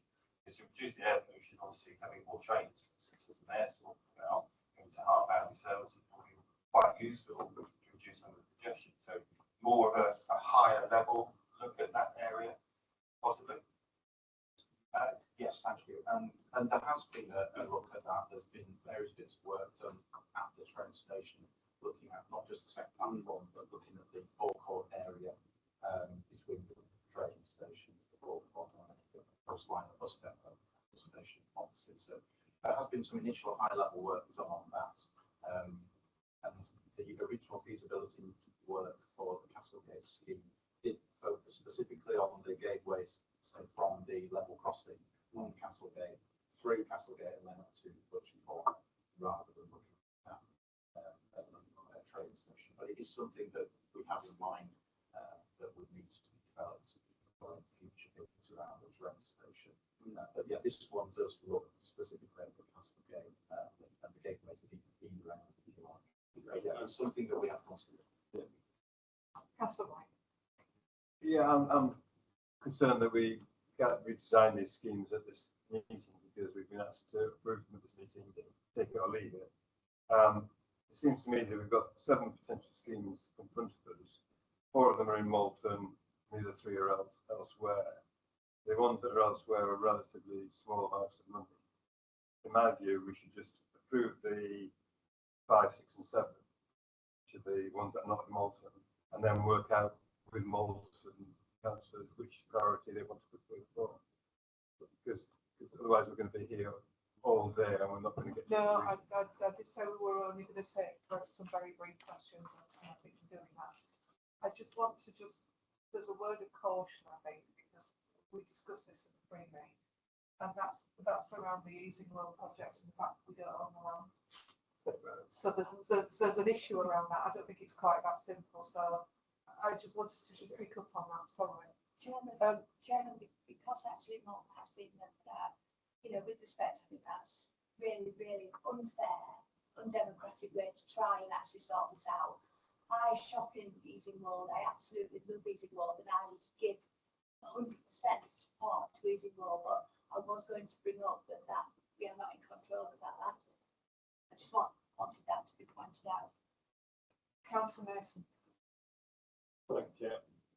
I think looking at the rationale, as Greg just said, proposal number 2 is showing a benefit for the wider district, and that I think should be part of the prioritising because they have the extra train facilities into Malton, the extra infrastructure associated with it is a benefit, particularly to my ward, your ward, and the wider everyone's ward. So I think that I would be seeking to prioritise that one, particularly for the Malton ones.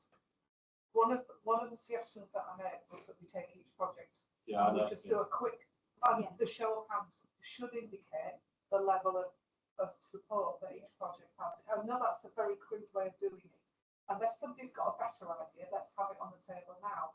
But we need to kind of give the officers a steer because the time is so tight. If you want us to try and deliver some of this work, we need to make a decision. Councillor Beck. Wearing my own personal champion hat, I think the most important one is the school crossing. And it is the cheapest one. So Chair, I would like to suggest we take that one first and take it, because it's encouraging children to walk to school. Yeah, I think we're just going to work down the list, because it's all going to get very silly. We're going to work down the list. Sorry. So, has anybody got any more questions about project one? Sorry, Councillor Dow. Quick. Greenwood. That's it. That's it. I'm going to have a word with myself. I find myself tending to be very sympathetic towards Councillor Mason and Burt on these two projects. I've just air a little bit of caution to all members. Let's not be too parochial here. Let's not say this is one side of the hill or the other. I think we've got to look at the deliverability and the benefits of it above anything else. And when we come to Easy World, and I know it's the next division but one to me, and it's somewhere that I use pretty frequently, but there's not a cat in hell's chance I can support that, and I'll tell you for why when we get to it. Right, so let's work down this, because we're going to be in a long meeting if we don't do this carefully. Appendix 1 is cascade regeneration. Have some questions. Does anybody have anything else on this? Or are we going to go to the vote and decide whether this one is going forward? Councillor Thorpe. And so it's not about going forward, we're trying to prioritise here as well. I think. So it's very difficult to do that just on a show of hands as we go down, because we need to talk about all of them first before we do that. And I also think it's really important we bear in mind the risk of actually getting the studies done in time when we make decisions. And also the risk that this ends up just being a feasibility study on a shelf somewhere rather than actually changing what happens on the ground. So I don't think we can factor those in if we go through them one by one. Okay. We need to vote at the end. So do you want to ask questions on all of them and then we'll make a decision? But I don't know any other way of making a priority list except by the number of votes that are cast. There isn't any other way, otherwise we'll be here all day. Councillor Cross, last question. Last question. Thank you, Chair. All my view more is regeneration, like we said, has been around all these projects. Fairly simple. I mean, I think we should leave it to him to this, it's his professional opinion, which are achievable, which are gettable, which can be done, what's going to be the best value for the 75,000 spent, and I would be prepared to leave it to the officer. I would. Councillor Dow. No, it's me. I hear what Sam says, and I concur. We have professional. No, please, no. We have professional officers, and that are very much skilled, better than we are as lay people, in deciding what will give us more bang for our buck in terms of economic spend. And I shall remember that when it comes to the budget setting process. I do have accountancy qualifications as well. Sorry, Chair, may I just quickly come back on that? I think I did consider in the report setting out clear recommendations for which of these I thought we ought to support, members ought to consider endorsing. But looking at the guidance for this fund, the idea was that the area committees had discretion to work out the prioritisation of how they use this fund. So that's kind of one of the reasons why I've not made a specific recommendation on which one to take forward or not. So it's to kind of in line with the guidance for this fund. Right, I'm going to ask a question. Yeah. Okay, so we've got 7 projects in front of us. Which, if you like, because we've only got a certain amount of money, which projects are the weakest? I hear what you're saying about various projects. Which are the weaker projects that may not be deliverable, and the reasons why they may not be deliverable? Right, you're putting me on the spot there. Yes. I think the Easy World parking surveys one is, there are risks attached to that in terms of timescales, but also because of this, it's not North Yorkshire Council land. And we would need to establish from the town council that they would have the funding available to implement any recommendations from that survey. So I'm trying not to be seen to be recommending projects based in where I'm based, which is in the former Rydale area. So that's what I would say for the Easy World one. I think it's difficult to judge, to be honest, between the other ones. I think in terms of pedestrian crossing work, and specifically the what's the word? The objectives of the fund being economic regeneration, tourism and transport, I would say potentially the second one of the pedestrian crossings only contributes really towards the transport objectives, but the first one I think contributes towards all of them. But given we're only talking about £6,000 for both of those scope reports, that's not going to save a huge amount of money. And then between the others, the Malton platform one, we've had confirmation from Network Rail of the costs and that have done timescales, so I think I've got no concerns about deliverability of that one. The Kirby Moorside Town Boost project will need to work with officers, will need to work with business leaders, do some procurement, get a consultant on board to do the work around that to identify quick wins. So there's timescale risks around that, but I think the fact that we're responding to effectively a request from business leaders, from local business leaders across the country, I think that's probably what we want to do, to work with those leaders to support the community, to do something that where they've identified a weakness in the town. I think the Castlegate regeneration one, that idea has been knocking around for many years. There's been quite a lot of local community support for that over many years, and there hasn't been a huge amount done there, other than in terms of on infrastructure activity. So I think that is an important one to progress. We've had feasibility works done in the past which identify ideas and concepts. This next piece of work would enable us to get a bit more handful on the deliverability, with things with stakeholder engagement, with the state, with the town council, and so we can know what we could deliver if we did that piece of work. So that's a bit of a roundabout answer. I apologise. Right. Bear with me a second. So I'm getting the feelings that actually you don't want to make a decision about which ones go forward. They all go forward and let the officers deliver the best of all of them, or not, depending on the timescales that are involved. Councillor If you're good with that, I will definitely second that. And also in the spirit of everyone trying to get something for their patch or at least being in the mix, I am quite willing to say put one of the crossings on hold, because at Malton Town Council we actually endorsed that, actually funny enough, on Wednesday night. So we will be pursuing that. So in the spirit of trying to hope everyone can get something, and if I'm happy for you to take one away, I hope that helps. Councillor Mason. Just more question. So when we had the meeting in March, I think something put forward about payments, I think the first time we were to use this fund for, and it was rejected because it was capital funding and infrastructure funding, wasn't it? I questioned the toilet one. Isn't that the same criteria? Isn't that part of the responsibility of capital funding? Or I don't know. With regards to the Moorside one, now isn't SPF funding providing some of this as well?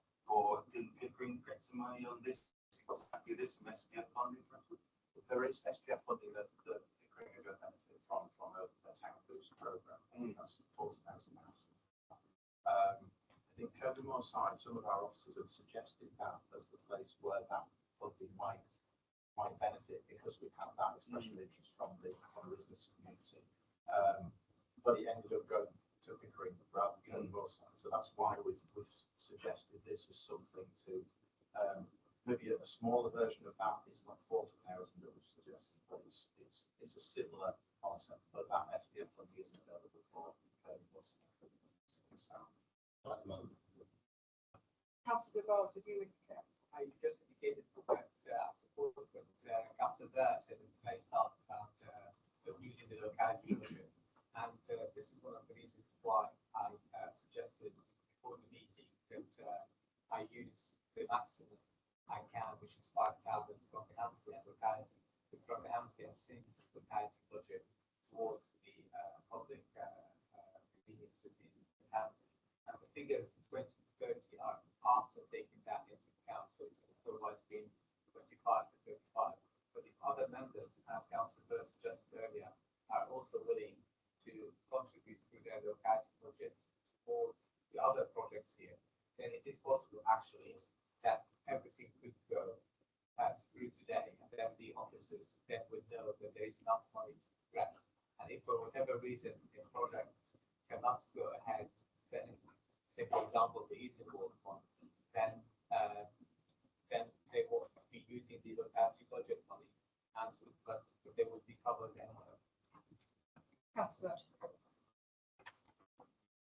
I mean, to be honest, this is a lesson as to why we shouldn't be sending that committee. It really is. And I'm not going to prolong the debate, as interested as it may be, other than to say I cannot support the Easy Road one, and if you'll allow me, Chair, I will formally move its removal, but let me explain why. I remember some years ago going to Easy Road, I suppose as some sort of security protection officer for our officers, because something similar had been done and proposed, and there was World War III following. That spending of £20,000 on land that we do not own, I understand was proposed by the town council some time ago, utilising their own money on land that they own. I cannot see any justification for this. It will go nowhere other than there will be civil war in Easy World, and by us funding it, we'll be the villains of the piece. If the town council want to pursue this, let the town council pursue it, but let us step away from it. Can I second Councillor Bab on that? Yeah, I was just going to say, I would second that. I mean, I've just done traffic regulation orders in one of my villages, and it splits the community. It's killed the parish council, and you know what? It really is a really dreadful thing, because it will, nobody's ever happy with anything. And I know Councillor Sanderson's topic in Thornton the Dale, so I think we should vote to see how members feel about taking this one out, and then we can vote to put the others in.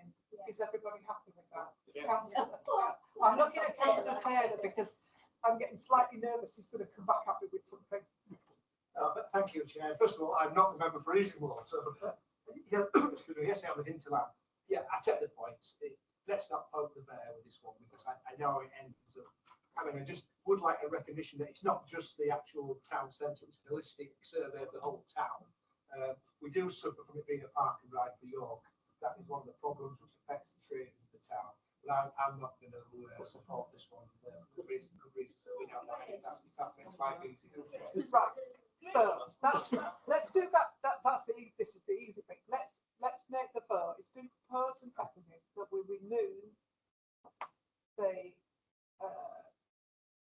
Eastern World scheme from this list.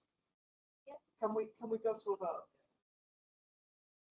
Right, that's unanimous. So the Easy World scheme is gone for all the reasons that we. So, given that scheme is gone, Councillor Scott, I would propose that thereafter we allow officers to prioritise the remaining. And I'll second that. requests. Is everybody happy with that? Let's go to Councillor Chabot. I think I mentioned earlier that with the adjustments he made,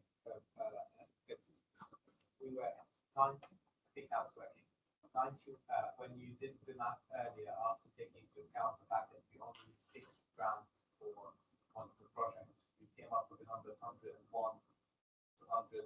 That's right. Now, if we remove 20, that gets us to 81 to 91 correct thousand, and we've got a budget of 75. So if any other members are willing to make any commitments to their locality budgets, we end up, if they feel very strongly about these projects, then we could end up in a position where we would be able to have enough funding for all projects. I get something more than £5 for every one. But actually, I think we're slightly short on funding, but if every member, what I'm proposing is if every member stuck 500 or 600 pounds of their locality budget into this, we could deliver, ostensibly just deliver all of them. Or even give the officers that possibility, because I've already given this But that would be up to individual members. Yeah, I was wondering if anyone feels strongly enough today. If anyone feels strongly about any project, as Councillor Byrne mentioned earlier. That's about it. Yes, which is why I'm giving the opportunity for them now to put their name forward if they wish to. But the other point I was going to say is what Councillor Stalin highlighted about difference between feasibility studies and work and actual projects that are being delivered on the ground, which obviously I believe the Malton on. Okay. Councillor, last one, because it has been moved and seconded, and we accept the rest of it. It's only about the top of money from the councillors who are going to, those divisions are going to benefit from this, then that is absolutely right. But there's few projects in Malton, as with Councillor Jabars, we only can put so much in, but if we can commit, that's fine. We've already sort of said we're going to do it, haven't we? But we can't commit 5 for everyone because we haven't got the money. No, Thank you. and I Of appreciate course that. we'll commit. Yeah. Of course we'll commit. But I think as locality budgets are up to the individual member, the holders of those individual budgets. Some of them may already be spent or promised in other areas. So it's not up to this committee to recommend that members do this. It's just a thought process, and then it's up to the individual members to make this decision. Right. It has been moved. I think it's been seconded.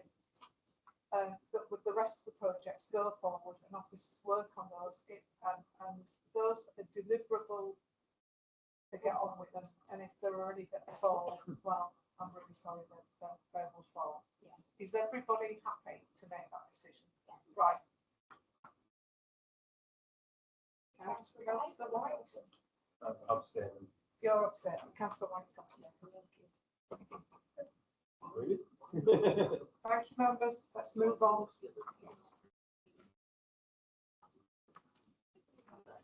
Councillor Dodd's just disappeared. He'll be back in a minute.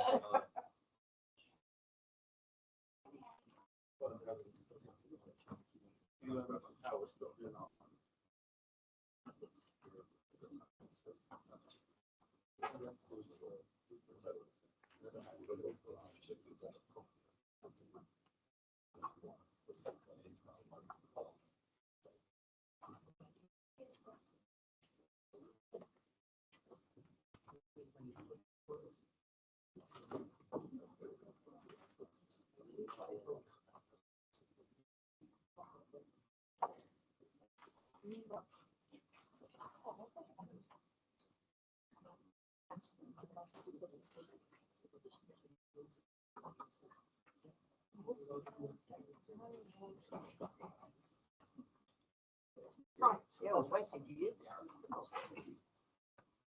So the next item on the agenda is the maintenance and repair of Thirsk marketplace. Jane, the floor is yours. Thank you, Chair. Firstly, I'll apologise that when I first spoke, didn't questions, I didn't introduce myself, so there's a few who haven't don't know me. So I'm Jane Charles, I'm the area manager for area 1 and 2, Thirsk and Malton as well. So I'm not going to take you right through the report, but I'll assume members have read it. But what I will do is take you to section 6 of the report and provide that on the update. So we have a budget, currently have a budget available of 543,600. We have for the whole of the marketplace, as set out in the report, the costings at the time writing of 3.1 million to deliver it. What we've done some significant work working with Inline Highways commercial team, and we've revisited the costings, and we've got that down now to £2.1 million to do the marketplace, and it will be a programme. We've gone into a detailed programme. It would take 96 weeks to actually repay the whole of the marketplace.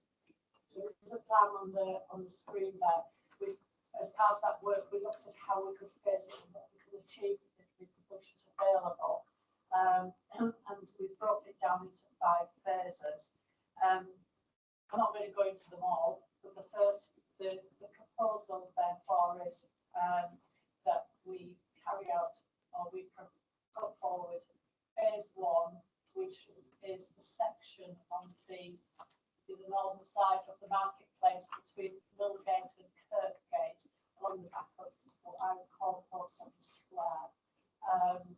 Carry out that section. That would be at the current costings, with a number of unknowns, I must stress, is 405,000, and it would take 19 weeks to carry out that section of work. So it is going to have quite an impact on Thirsk just to carry out that section of paving. Going forward, we then would look for, we thought that phasing regime there in mind, we would look to get future funding, seek future funding from alternative funding sources, whether that be through the combined authority and other grant sources of funding and the LTP. We would look to carry out the phasing in the way that it's set out in that drawing there, which I must stress is just a working drawing, so forgive the handwriting on it. And I'd welcome those questions. Can I just say the recommendation is for us to note the report and not the comments. So we're not making a decision on this, but we are making comments. So did I see you, Councillor Sladen? I just wondered whether you looked at football. Is phase 1 the bit where most football plus phase 2 actually has a bigger impact? We've looked at both footfall and maintenance costs, repairs, numbers of third-party claims, and which has the biggest impact on our maintenance budget and protecting the authority of third-party claims. Councillor Sampson. Just go for it. Do you want to go division? Well, it was just a question really on the alternative materials to York stone, because I remember they did this in Thirsk, they put a stone up, which is very rough and uneven, and they put concrete slabs down and it looks absolutely appalling. So I just want some reassurance and confidence around alternatives. I can reassure you that if we were looking for alternative materials, it would be an alternative to using locally sourced York stone. We would still be going with a sandstone type material. Working with the conservation officer, I reminded her of the work that I was very much involved in a number of years ago in Easingbourne Marketplace, where we put paved paths through the cobbled area. She's been to have a look at those, and that is the sort of material that she would like to see us use anyway. She likes the pattern of it, she likes the way it blends with the stone. That isn't a locally sourced stone. It was a choice by the town council at the time, but she's very much in favour of that type of material going forward. So that's the alternative, not a concrete. That is reassuring, and just to say that the paths are great for someone who is disabled or who has really terrible feet like myself. It's awful walking on those cobbles. It really puts you off stopping those areas. So, yeah, first of all, I welcome this being on the public agenda, because this has been, members will be aware, this has been rumbling on for years. We've seen, I suspect, an increase in the number of claims, and we've seen degeneration of that curbing and the slabs. No two ways about it. In fact, it's like Spaghetti Junction in terms of asphalt the slabs. Thirsk Marketplace, I would describe the centre of Thirsk as unique. It's a jewel in North Yorkshire's crown in terms of visitor. Kind of laughing, and it's got a great culture around it. It's soon to be the cultural capital of North Yorkshire. But joking aside, though, it is a serious issue, and I'm pleased to say now we've got a very public-facing report. So members of the public, county council, and the parish council nearby can see the challenge we're facing. The easiest thing in the world in terms of disability access would be right in the centre of that conservation area, throw a tarmac down, job done. But of course, that cannot be done, and nor should it be done. I just urge a little bit of caution when looking at alternatives for Stern. If we're to save 2 bob and a bit by going for something slightly inferior, I would be doing a disservice to the medium and long-term sustainability of those flats. But again, I'm no engineer. I'm not adverse to us looking at alternatives, but I think we've got to be realistic in terms of its business case. I would absolutely endorse a rolling programme over the next, say, 4 or 5 years. Clearly, we couldn't deliver it all in 1 year anyway. I'm pleased that Dan asked the question, why is that phase 1?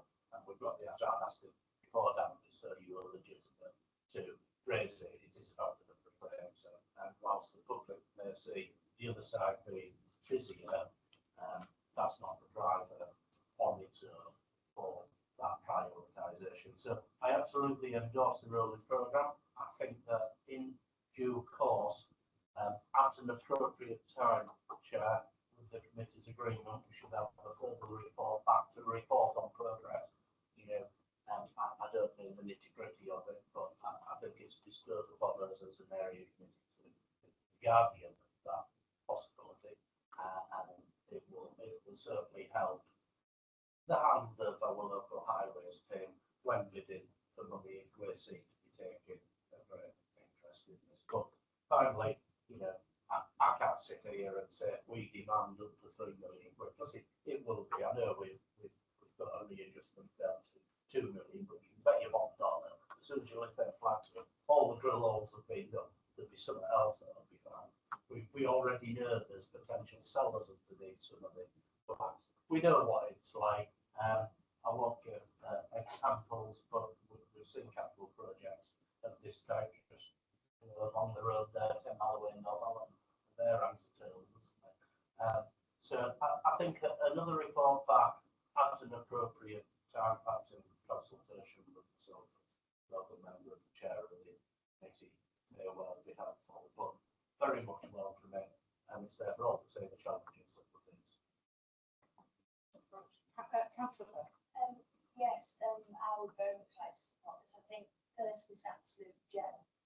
Maybe I should declare an interest. I do quite a lot of business with businesses in Thirsk, and it's definitely something that I think needs supporting. Just regarding Councillor Sanderson, I was pleased to hear about the flags because unfortunately in Malton we've got just some tarmac put down. It really just looked nice, and I would like that to be in Thirsk. I do think that we need to be very mindful. We've got some quite small fledgling businesses, and we've got to be mindful of when we do these big projects that we actually take into consideration that they are going to be still trading. So yeah, 100% support this, but just be mindful of the local businesses, which I'm sure you're going to tell me. Be mindful. Yes, we are. So if I describe how we carried out the work, extensive works in North Malton, we because obviously it's very disruptive, but thresholds into shops, that sort of work, we did it on a night time, and if the other works kept footways open, it was disruptive, but we kept those businesses open by doing the thresholds, etc., around the shops, on the evenings. Sorry, it's just dawned on me. I should be declaring an interest. having done, having done some ongoing consultancy for a retail establishment, it's declared on my form, but fortunately, I don't think phase one will such that particular Councillor Baker. Right, I should perhaps declare an interest in that I volunteer at the Thirsk Tourist Information Centre, which is what I'm, and as the member that circumnavigates Thirsk, I welcome this. I do appreciate the enormous footfall we get in Thirsk from international visitors. And if you want to know, you can go and look in the visitors book in the Tourist Information Centre. Thirsk is a little gem, and it draws a lot of money into the economy from our visitors, as it's equally situated for both the Dales and the Moors. So I do welcome this. Thank you. Right, anybody, anything else? Because it really is just a report to know, and I think we've given it good coverage. Right, thank you, Jane. Thank you for that. Direct some phone sound. Item 8, Malton and Norton, and Old Malton flooding update. I think it's Marion Jones, our officer. Good morning. Oh no, good afternoon. Sharon's not going to have to listen.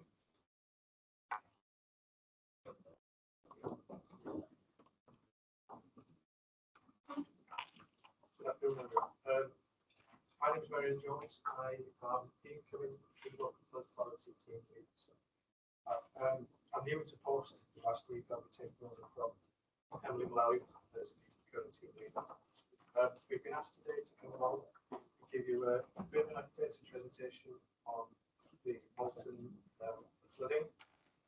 We can start by just going over the roles and responsibilities of the various agencies before I ask my colleagues from various agencies to come forward and give a presentation on each of their aspects. I won't go through where we've been at the minute, so when they come up, they can give you an introduction to the day. So if we can go forward to the next slide, what we prepared is a bit of a very short presentation on what each of the authorities' main responsibilities are for the Malton area. So we'll go on to slide 4, please. We'll touch on the Environment Agency, North Yorkshire Council's responsibilities, and the Yorkshire Water's responsibilities. In terms of the Environment Agency, their main responsibilities lie with managing the risk from the main room, so from the development. They also manage risk from reservoirs, estuaries, and the sea. They look at ways of reducing flood risk, regulating waterways. They also assess the condition of the assets, reviewing and checking their defences, and also be following flood. They also issue flood warnings and alerts. In terms of North Yorkshire Council, we are what we call the lead local flood authority, so we have responsibility for managing risk on local sources. These are defined as the smaller water courses. So water courses that have not been considered to be bankrupt. So it can be anything from a ditch to a small stream. We're also responsible for managing risk from surface water, groundwater, and so these are local sources. We do have a capital program. We do look at ways that we can reduce flood risk from these local sources, with the priority of reducing risk to people, property, and infrastructure. We're also what we call the statutory constitute for planning. So as legal local flood authority, we have responsibility to review all major planning applications and provide advice to the local planning authority and local sources of flood risk and sustainable drainage systems.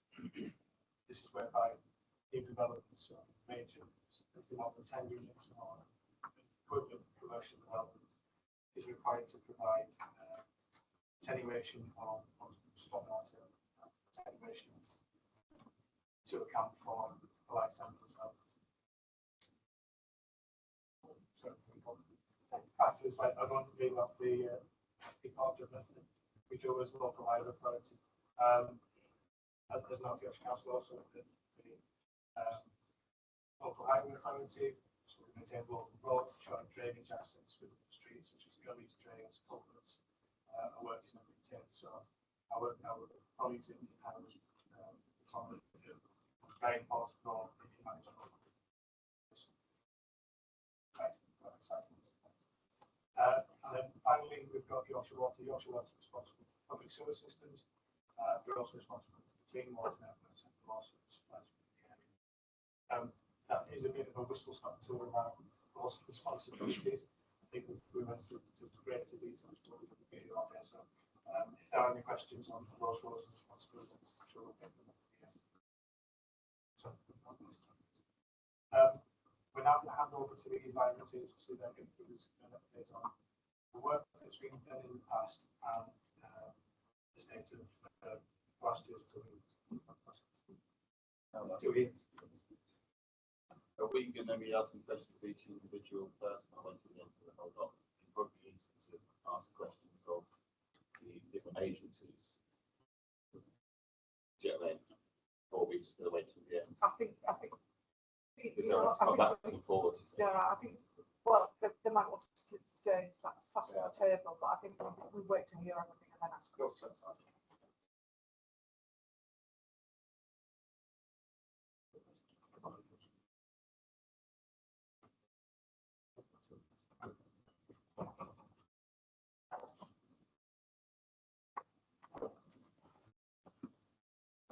Thank you. Yeah, so introduction. I'm Ian Cook, I've been with the AT1. I'll be able to talk about the asset itself, asset performance, how the things work, and then involved with the maintenance and operation of the during the flood event. Afternoon, everyone.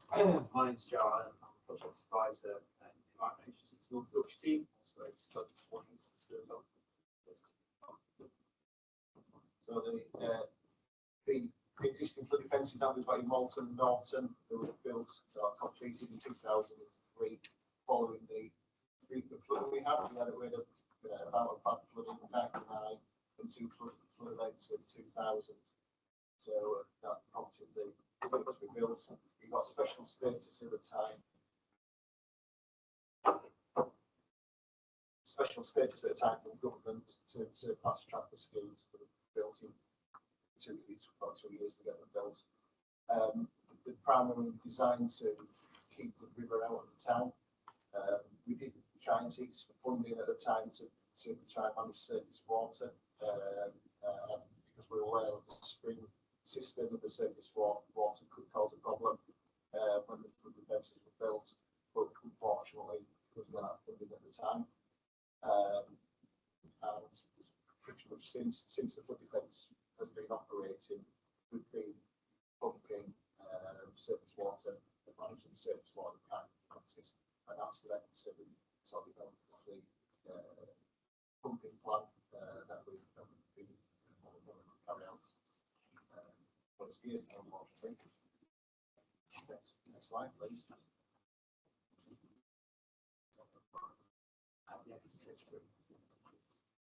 Okay, so just fast forwarding then to the winter just gone, a bit of an update on flood we've seen recently. Nationally, the picture is it's the wettest winter on record. So it's focusing on this area, that means something like 730 mm of rainfall over North York moors. That's the 6-month period between October and March. You'll be familiar that we've had 10 named storms or so, a few more if you go into the September and April periods. So unsurprisingly, we did see some high levels of Durham. So a peak level of 4.7, which isn't extreme in its own right, but it's the prolonged persistent nature of those high levels, of course, an issue. In terms of the 4.7 peak level, that was in the model as a 10% annual chance of seeing a level like that. So communication with of its frequency. But we have seen a level like that about 3 or 4 times in the last 10 years. So perhaps that's starting to talk us increasing risk. Also, that level of rainfall, that is about 20 to 30% of what we would expect any given year on average. So as I said, that led to persistent, sustained high river levels. So that magic level for us, as a multi-agency group of partners, is 3.3 metres. And we saw that for around 2 to 3 months throughout the winter. So it's that consistent level that prevents that rapid discharge of our drainage facilities. The output going into the river. Coupled with that, it's really important to think about groundwater. There's been a lot of talk already today about surface water and sewers and river, but underlying all of that risk is what's going on underneath. It lies on a very large aquifer, which fills up like a bathtub, and that aquifer is a neatly designed bathtub, and that way Malton would not sat the bottom of it. So what we saw this winter just gone is really kind of one of those nightmare scenarios where you get week after week back-to-back storm events which slowly build up that groundwater, drive everything that's going on in the watercourse in our drainage systems. So what we've seen is sustained operation of our pumping plant and on of our sort of permanent pumping station assets, which we have at the bottom end to main tributaries, which flow into the Thirsk, which are built back say it's that sustained loss of drainage for a while of that multi-agency response, which is the incident response, the incident management that we did last year really involved deployment of 19 mobile pumps throughout the winter period, which is quite normal, probably, and also the possibility it costs towards Malton Cape for that deployment and which is quite a lot of money to absorb every year. The sort of benefits or things that went well last year was that we managed to keep our use as many people get the pumps as we needed, and we had the power to put the pumps about and maintain the pumps while we're pumping.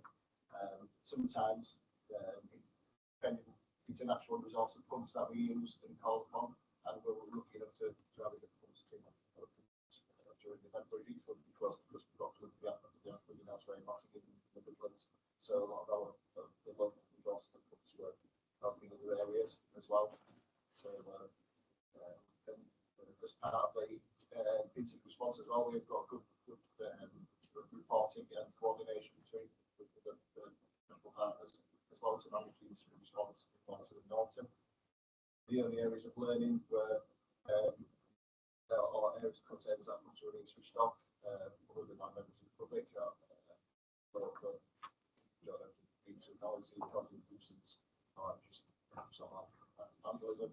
And we're looking to improve gate closure, coordinate gate closure with the council and all the other authorities to make sure that the gates are closed at the right time. One example is on County Bridge, so we coordinate when the bridge, but not just to close the bridge, but for safety reasons we close the gates at the same time. So it's joint information. Like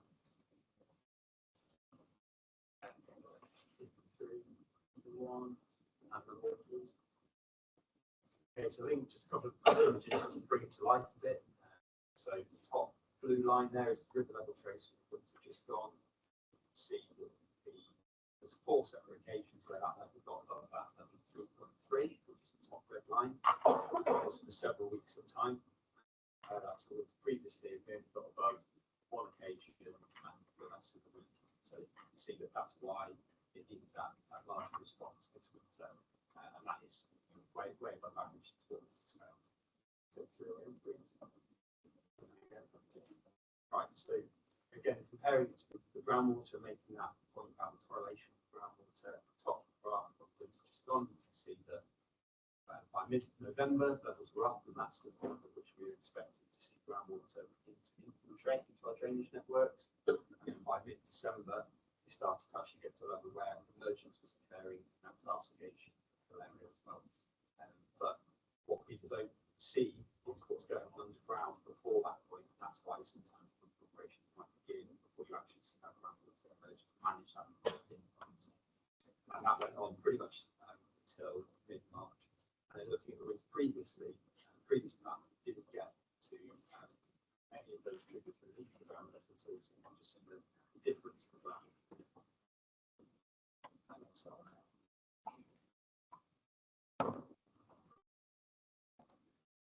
Yeah, just a quick slide on the capital investments following the 2003 project. It delivered the original flood banks that are now better protect the 169 flooding in 2000. It's done a really good job of protecting the property since that time. We've had any over top of those defences since that point. But what we have seen is those sustained high level events cause deterioration of our assets. Those defences. It's really important that we undertake the 3 projects that we started a year or 2 ago, try and use the condition of those assets and bid for and secure some money to maintain the next maintenance. So we think at the moment those 3 projects, which are going to look at the linear defences as well as the 2 pumping stations I mentioned, we're going to need about £8 to £12 million to do that. And actually, as of yesterday, we submitted the first business case for that. Lots of things to jump through, but we're able to look at that kind of stuff. Just a note as well, upstream and catchment, as I mentioned, it's not all about just focusing on where the flooding happens, but go to source. So we're looking at some natural flood management projects. There's one underway at the moment. Great to try and expand that in other locations as well. We've also got the flood diversion channel, which is the Sea Cup, which was dug about 200 or more years ago, and is a really important asset at diverting a lot of flood water onto the headwaters straight out to the sea. And we've also got a catchment opening project that's underway now, which is just looking at the condition again of all of our assets across the belt to bring seeing what business case that is for as well as larger capital projects, we've got an intermittent maintenance budget as well that we've spent about £3 million over the last 3 years doing smaller repairs, but the biggest repairs from budget maintenance. So we've done works at the wall at Pride Park Beck, when there's a seepage underneath it, which is being repaired now. Wallgate football as well, which is a really serious problem. Millbeck pumping station, so we originally placed the chain of one of the pumps in there. Then as you can see, as we mentioned before, when they're running for 20 weeks, without stop, wear out rather quickly. We're replacing the flat part of the Beck as well. So there's like two ways of stopping the flow getting back up the bank because of the problem that was when it comes back off. So that's what we're there. And also we've got a yearly routine maintenance program as well. So we cut the grass, try and manage vermin, vegetation clearance, keep the walls clear so we can collect them, and we expect backfalls and invasives as well. In the next slide. I think we'll pass on to Anna Cook, who as project manager for our Malton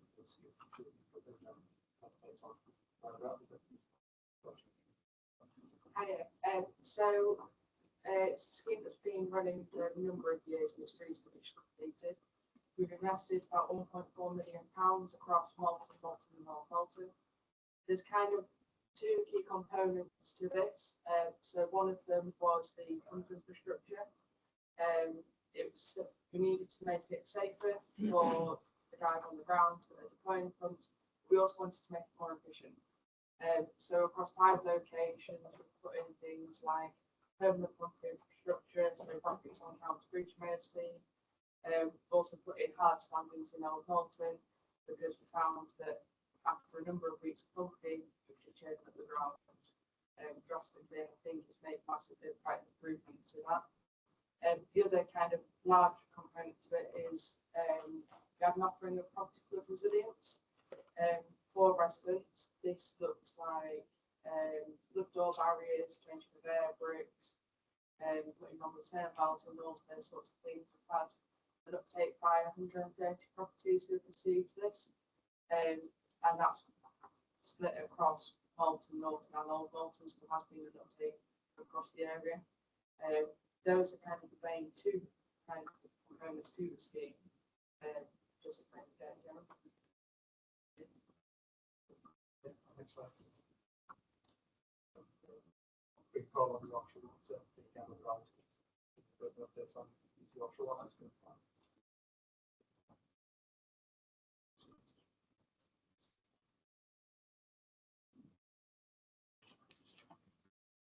Next time, Brown Manager, Strategic Partnerships, Offshore Water, I'll take two presentations from the colleague.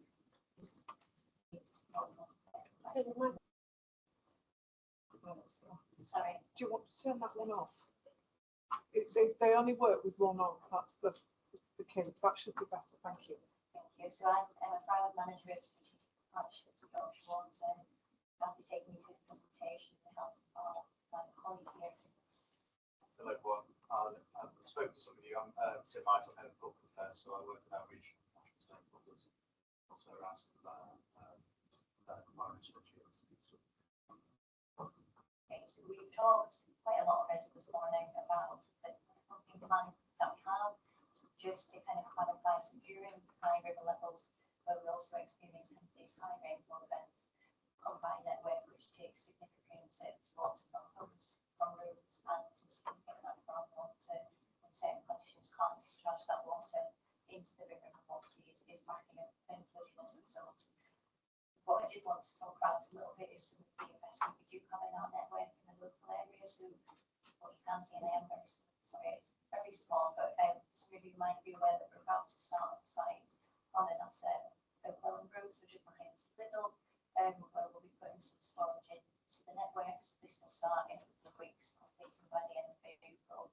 Whilst the primary driver is a reduction in spills from the storm overflow, this will increase the capacity of our network locally. You could just go on to the next slide for me, please. So, and in the longer term, so under the Environment Act, all the water companies will be investing in their sewer overflows to bring the spill rate down to 10 on average on an average year. So this will give us significant sustained investment across our wastewater network regionally. There is a further overflow at Malton home scales identified for our next investment period. So this starts in April 2025. So we're working in a 5-year cycle, and so we will have investment in our network there. What we'll be seeking to do is to continue our kind of partnership relationship that we have with North Yorkshire Council and the Environment Agency to look at the opportunity we might have for surface water removal. So some of the images on the screen there are just the projects we have been involved in where we're able to look at surface water separation, which as well as reducing our overflow rates also helps us to provide some of that wider resilience benefits to the network. As mentioned, we're also aware of the significant planning. I just want to address the query from earlier, but we're aware of the planning that's gone in. So I've got reassurance from our development services colleagues that has already flagged in a process for us. We're already looking at the investment that we need in the network to support that development. And we'll be looking at how we kind of bring all of these different streams of investment together to look at a more holistic option, which will give us that more sustainable solution.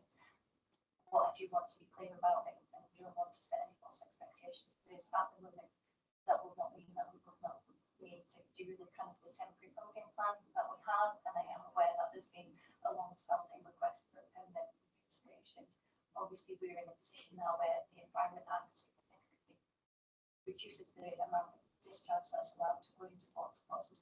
So we will be looking at that option, understanding whether that would still be a feasible option, and if it's no longer a feasible option, what the alternatives to that would be.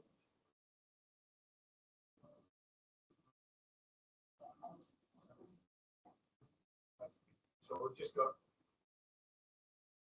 short slide on next steps from our perspective. In terms of community engagement, we have a flood hub set up. So this is where officers from council and Yorkshire Water are available on the last Tuesday of every month. So the next one is on 29th of October, 26th, where actually is.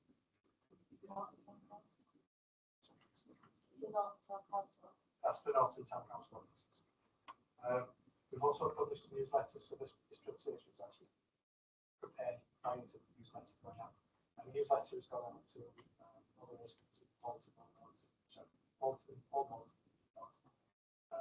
with further information about local authorities. With frequently asked questions. Want more information?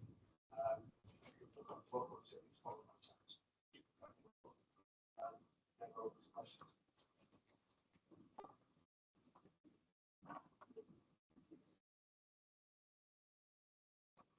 Councillor Weston. So did you just say that you've shelved the feasibility work on the first part?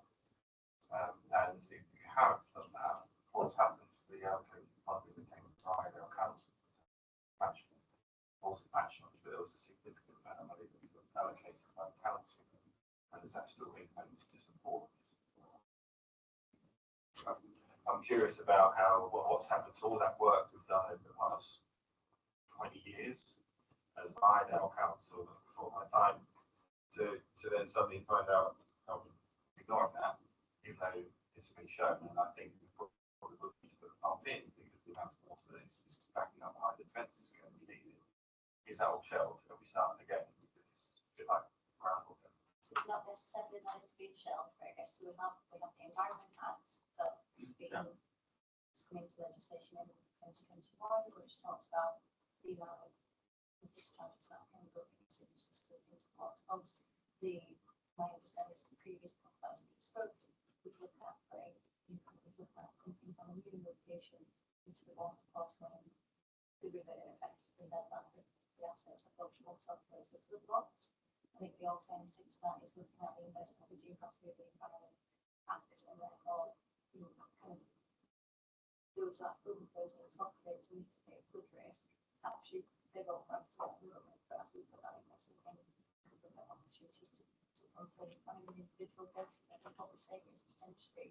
So they'll have to review that scheme. So that scheme is shelved, we're saying we need to review that scheme in light of the Environment Act for example, whether we would then be able to next one create in that way, and therefore what the alternative solutions to that would be, and whether that allows us to do more sustainable solutions like sustainable energy and separation of surface water. So do you have a timeline on that? Because I noticed the key date here is 2025, your 5-year cycle, and we'll be looking to get that prepared for a bid for Malton flood and to sort this out. Or if it's not done by then, we have to wait another 5 years for your cycle to come out. Can I just ask, can we just speak just a little clearer and a little slower? We're just struggling to get everything down. Sorry. I'll rephrase it. So it was mentioned there's a key date here on a 5-year cycle of investment. That's right. Yeah. In February 25, April, sorry. That is a key date, obviously, for us to get some funding in to get this situation sorted. So the feasibility work, or the review of the feasibility work, that'll be completed by that time, so we can get a proper application submitted to make sure we get money in to deal with this problem once and for all after 25 years or maximum. So the timescales that we operate probably more flexible than that, so we can, I guess we'd be looking to start the feasibility in April 25, and then will be funding available throughout that 5-year period and beyond for us to look at how we prioritise that risk and monitoring that moving forward. So the risk of from then date, we won't miss the boat this summer. That's the question.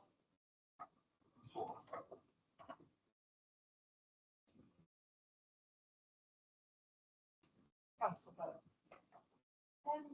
Yeah, so there has been some positives with the presentation, and it is noted that our staff work incredibly hard when there is a crisis, but there is a crisis, and I'm actually going to put on 2 hats now, because this crisis is not just for my division, Malton. I'm going to put on Norton hat, and I'm going to speak up for Norton residents as well, because it affects both sets of residents tremendously, and then it trickles out to all the surrounding areas. And we have been badly let down, and investment hasn't come forward. And this cannot wait, because we have been fighting, and there's councillors, probably 4 councillors here who have been fighting for this for a long time. When Rydal District Council, everybody banded together and we understood this issue of flooding and non-permanence of how we're going to deal with it. It affects everybody. And obviously, it is like Groundhog Day, because it's keeping saying, well, we'll do better next time, we'll do better next time. But the residents who live in Malton and Malton and surrounding, they're dealing with it all the time. Yesterday we had a little bit of rain, quite a lot of rain, but it was a little bit. Old Malton, you just couldn't get through Old Malton. You know, it's a constant drag, it's a constant worry. It's a constant thought in everybody's minds when it starts raining. And we have tried to, for many, many years, be supportive, but we do feel badly let down. And even when we still now have effluent in people's gardens, it cannot be right. We cannot carry on like this. And we need those permanent pumps, as we've been all trying to get for so long. And as I say, it's a huge concern, and I want to flag up, because I'm here to represent Malton, but it's a huge concern. The Northern Division member would be saying it's a huge concern for Norton as well. Yeah. But not only that, it spills down to the businesses, our local businesses. They've actually come to a close, or we have to close the bridge. Why are we having to close the bridge? It's absolutely ridiculous. We've been closing the bridge for how many years? Since we were all probably going over, I don't know, on my pony when I was little. But honestly, it is so ridiculous. It's actually becoming a point where it's laughable. And you've got to get your act together.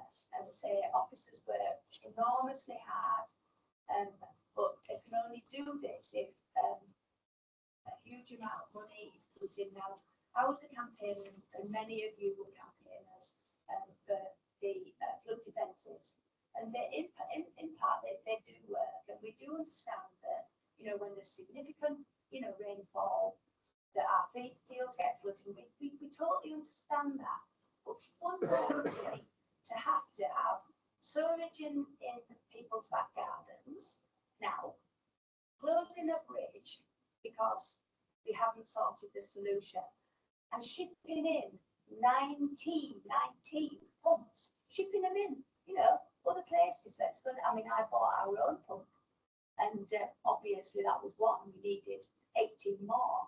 Why are you in this situation? Why am I still sat here? 25 years. We enter politics to try and make a difference. Why am I sat here 25 or maybe longer that nothing's going on? So I think it's a message to you all. You really do need to get your act together, and we do really need to all work together. But the residents of Norton and Malton just can't really take it anymore. And I'm sure if the Norton ward member was here, he would endorse me, but I'm going to say it for both. They can't take it anymore. Thank you.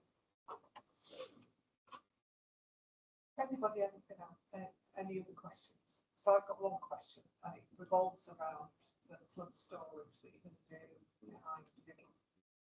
And what is the capacity of that? How much storage will it give you, and what will that mean for the flooding within Malton North? Will it carry? Does it have the capacity to carry it, or are we just putting a sticky plaster on something? Sorry, I'm just going to check my notes just to make sure I get the right answer. So it's predominantly driven by the water quality, so it's there to reduce the number of spills from the overflow. And so it will reduce the spills from the overflow by more than 20%. It does add storage to the network. Its primary purpose is not there for flood risk. However, our main challenge when the river is high is that the CSO, the storm of the cannot discharge, and therefore what we will do is a modelling exercise to look at whether that amount of storage does offer any relief, but because that's not the purpose of the investment, we have not identified that. But it's that's what I'm interested in. That's what I would like to understand. Does that give us any capacity? That even just buys us a little bit more time, and I know, and I hopefully recommending what the comment, and I think there was really human stories that sit behind this fundraise. Even if that gives us slightly more time to deploy the funds, and that gives us a greater outcome, it's not the end of the story, but it's a very, very small step forward. It is just in the, oh, Councillor Black. Yeah, so I didn't quite understand that answer. In terms of storage, you'll know how many incidents of basically sewage going out of the streets has happened over the last X number of years, and how much water you have to store to stop them. Assuming that this won't stop all of them, what proportion will it stop? Is it just the 20%, or is it more? So it's storm flows into the river is the primary driver. So effectively it's combined. So it will so it's the discharge. So imagine the river is in normal conditions and put a discharge through that asset, so it will reduce discharges by 20%. So it hasn't been designed and modelled to understand the full benefit. But we will, because that's not that is like everything's got investment. There's certain categories that's invested over a water policy driver, but to understand whether it gives us any further skills, we will go back and understand that. So how many incidents the last year or 5 years of what is the 20%? Is it 100 incidents a year down to 80, or is it 5 incidents a year down to half?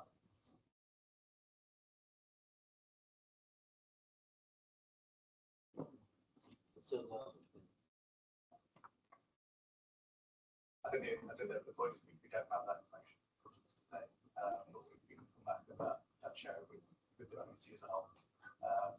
I think just to point out the driver for the investment is 180 million spent across the whole county to drive down discharges by 20% across the county, and therefore that's how it's being used as a project. But each time we're going in and doing that, we're looking beyond seeing if there's wider benefits and other areas, other issues in that area which we can look to resolve at the same time. And just as a local example, we're currently doing one of these schemes in Broadby, where some of you might be aware that there have previously been some flooding issues there. And when we're looking at how we can use that investment and build on it in order to solve those flooding issues as well as bringing the discharges down. And then the main way we do that is by either building storage, increasing the capacity of the network, so we can store it and then treat it once the general flow of water into the network has gone down, or it's by removing the amount of water into the network. And that's often about taking certain water out of the network. Sometimes it's storage, sometimes it's removing water into the network in the first place. And there's now a complication that happens with a presentation to that. Sometimes that is road runoff, which is what most of us see. Sometimes it's groundwater that comes up, particularly in the east of the county. That's increasing problems. The water's coming up from within the catchment itself. Councillor Sanderson, to do the the pictures in Malton are truly shocking, and yes, I agree, something's not good on that part of the night. I have the next division upstream from the Durham, and the issues that are raised with myself, be they actually real or in fact perceived, farmers say that when flooding is addressed in Malton, their land further up on the marishes gets worse. Is there any evidence or reason for these comments? Would there be any wouldn't be any truth in that. It's a question of the environment agency.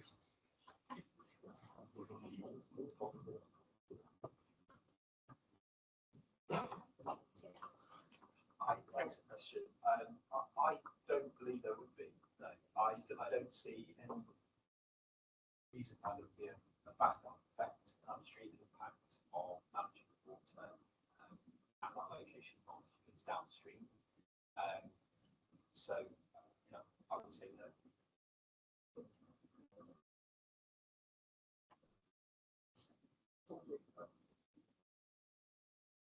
Councillor Donahue. Especially about this the underground and what more clear on it. You say the stormwater flows and then there's flood management, mismanagement. Is there a hierarchy within that? Is there an interaction? Because I can't, because you seem to be saying, right, I'm looking at this separately and then I'm going to look at that separately. But clearly you're operating in the same space. And it seems to me, like, there's to be clear that it sounds like we're more interested now in stormwater flows than we are in flooding.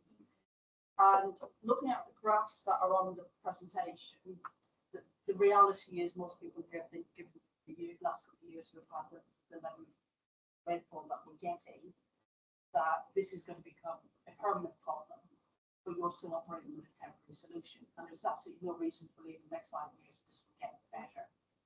But it doesn't sound like anybody is really saying, right, I'm actually going to deal with the problem. It's just that we need to keep looking at. And if a certain piece of legislation is preventing us from doing a permanent solution, then is anybody talking about peace? Is anybody talking about the fact that this legislation is driving you down that route? I just like to understand where you're going forward.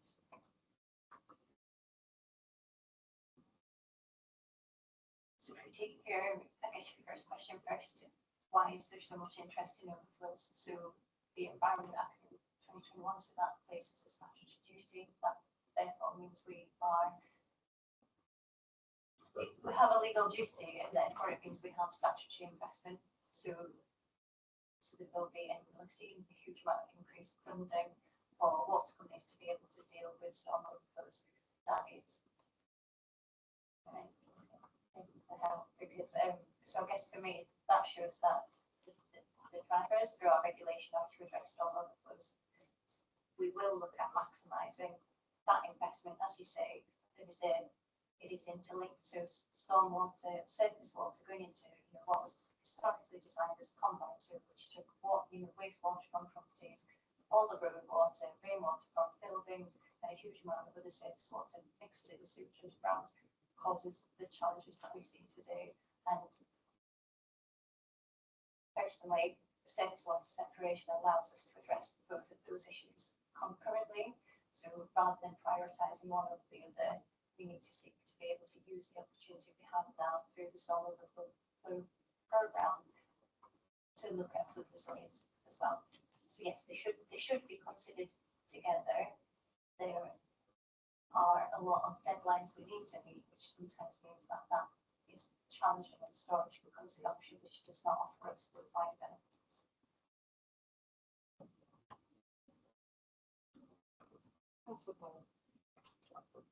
It's summing up, it sounds to me that the investment comes to that.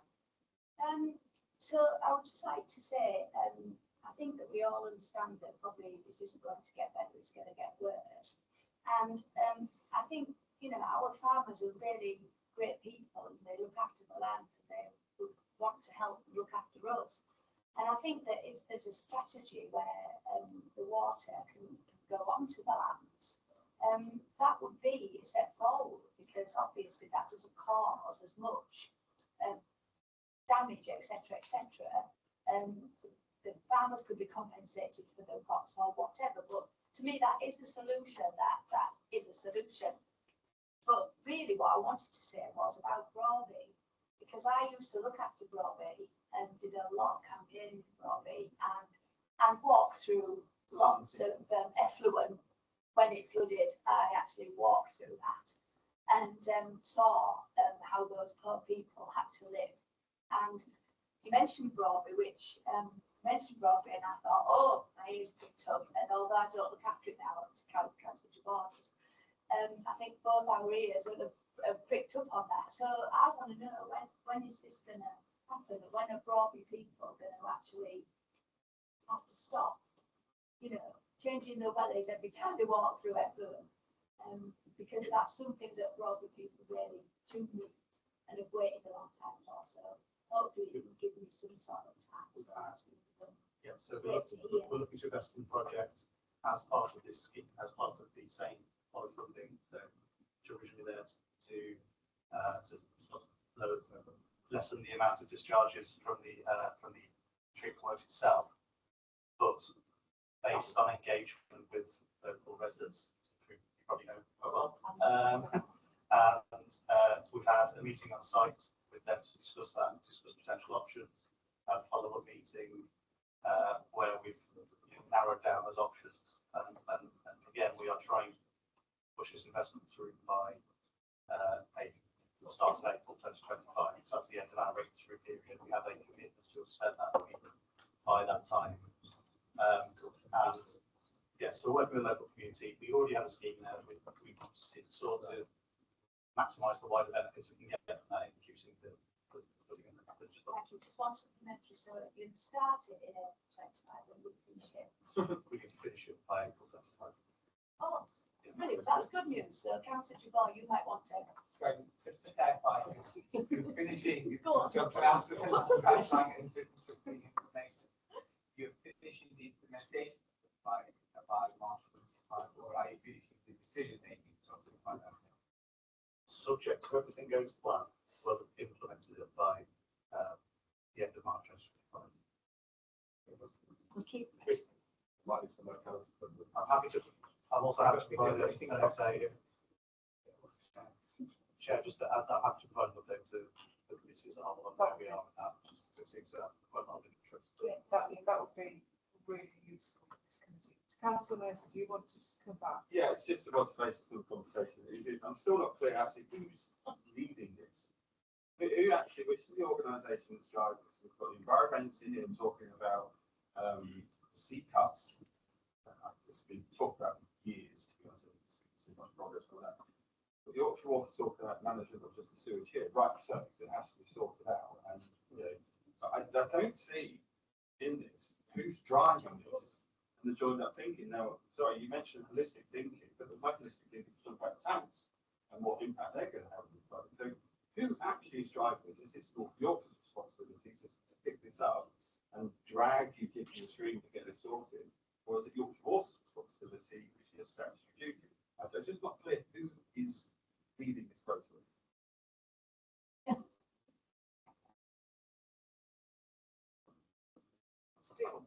you. Yeah, so under the Flood Water Management Act, the Environment does have a strategic overview for all sources of flood risk. But that doesn't mean we can, I think, to use your words, drag your teeth and screaming is what the wording legislation allows us to do. It's certainly not a regulatory role we have in terms of flooding. But the wording is that we are to work in partnership with all RMAs who are responsible for the source of flood risk. And that's very much what we're trying to do. And encourage this conversation. Clearly, it is an integrated solution. Water doesn't care, it's just what it just needs to be very ingrained. I wanted to come to some of the points that Councillor Thirsk made as well, and I want to re-emphasise the point about groundwater. So the question is about the joined up approach.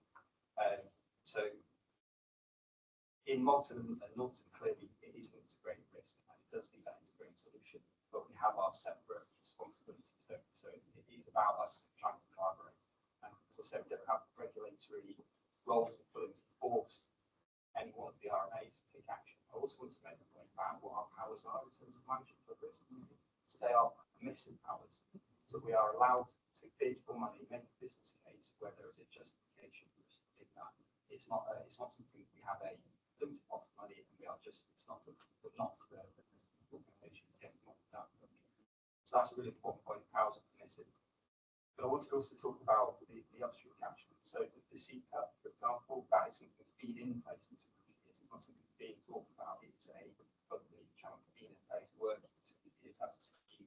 Capital maintenance, which is designed to maintain that functionality. So I think there's nothing wrong with it at the moment. It's taking about 50 cubic meters off the top of the which is going on with this bank to fail to start asking condition. In terms of your point, Councillor, there about farmers being paid for storage water, really support that. There's a lot of changes, isn't there, at the moment in terms of the post common agricultural policy payments that farmers are able to access now through the ELMS payments. And that's very much something that I think through that cash benefit I think I would like to speak to farmers about, because whilst we've got aging asset base, which is deteriorating condition, with not very many properties behind these rural settings, we're going to find it very difficult with the business cases that we have to submit to justify funding to maintain. So if the alternative is actually farmers to pay storing that water, then that helps the overall system. So I just make one final point. Again, Bearlip Green is a pro-glacial lake. It's been there 10,000 years, draining water as the ice retreated. It's designed as part of the whole water. That's what it wants to do. So it's great. It's a thick layer of alluvial silt, which is fantastic for productivity and farming. But it wants the whole water. So absolutely get farmers to get paid to do that. And that's, you know, thinking about increase climate change and 30% on good levels by 2080. And things like that. I think we're going to help. Councillor, a very small point, please. I completely understand all that. And I suppose the question is that when in 10 years' time we're having a discussion about this because the economic damage close to the bridge because of flooding of people's gardens, who's actually going to start paying compensation to these businesses, households in this area? Because there's been a lot of money lost in this area, and the economic driver is Malton connectivity and the local villages and all that wards. If that main route is closed because you're still putting pumps at the middle of the road, for instance, it does not help the local economy, which impacts pretty much North Yorkshire. So my question again is this: who actually would you say is responsible for delivering this project so we can help our residents actually have a thriving economy here?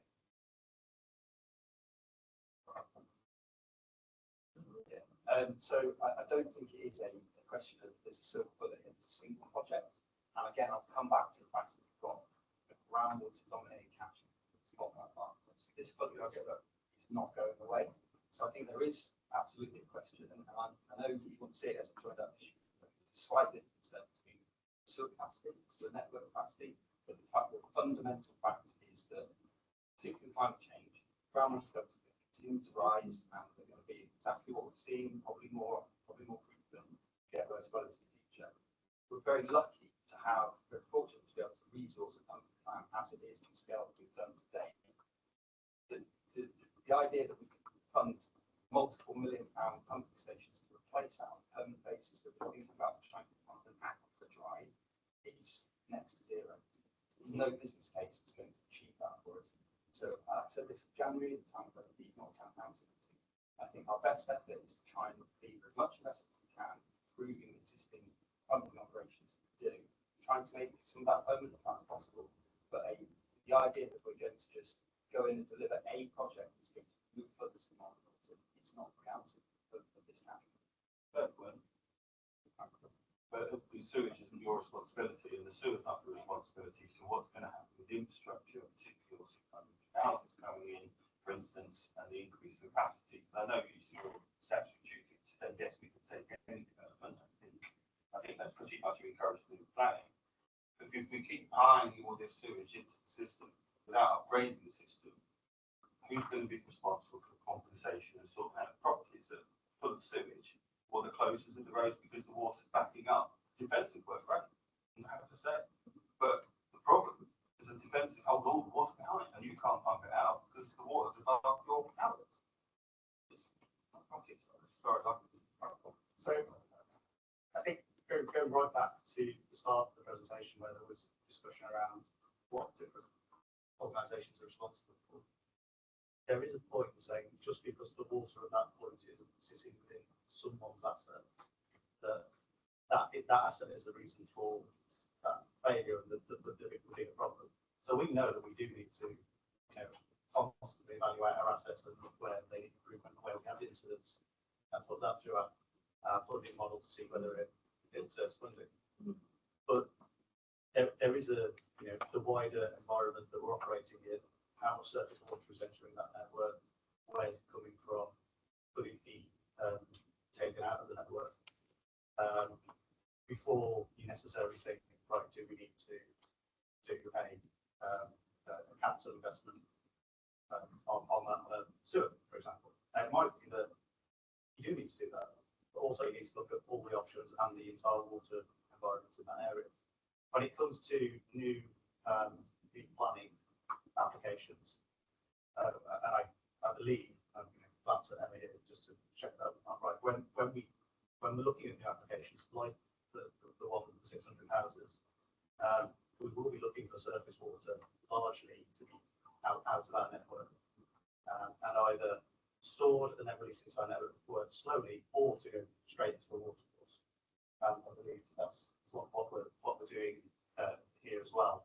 So again, that's going back to that point about managing water as a whole, and we know, and this is why we have to work with the Environment Agency really closely under the flood authorities, that piece of water, if it's not going to our network, it's going somewhere else.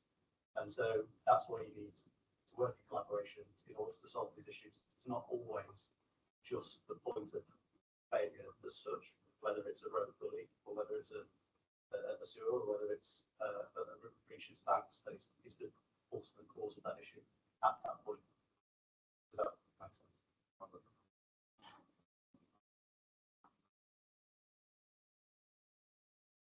Okay, I think you've had a very lively debate. I don't see any more questions coming forward.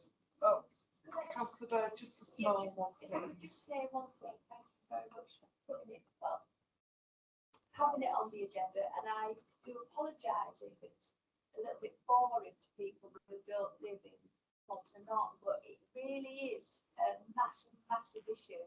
So I do appreciate, obviously, the councillors having to listen, and I hope that they support us in our endeavours as we would support you in your endeavours if you had, this issue in your basically backyard.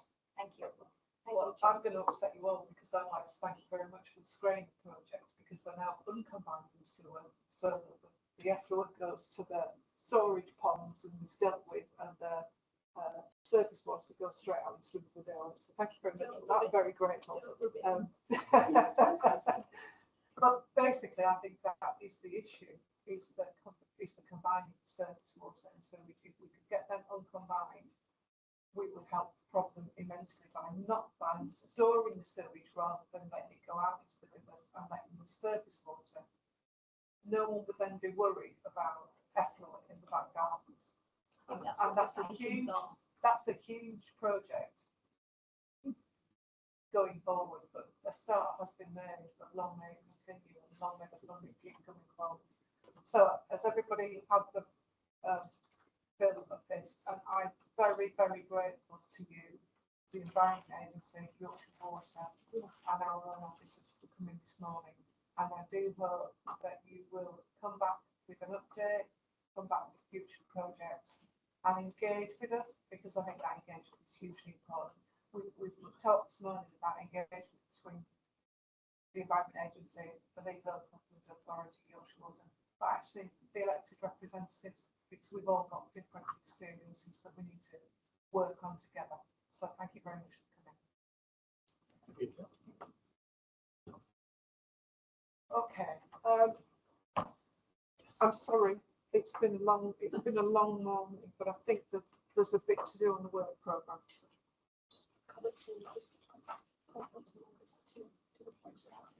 Right, so I just want to draw the members' attention that the next meeting, which is on the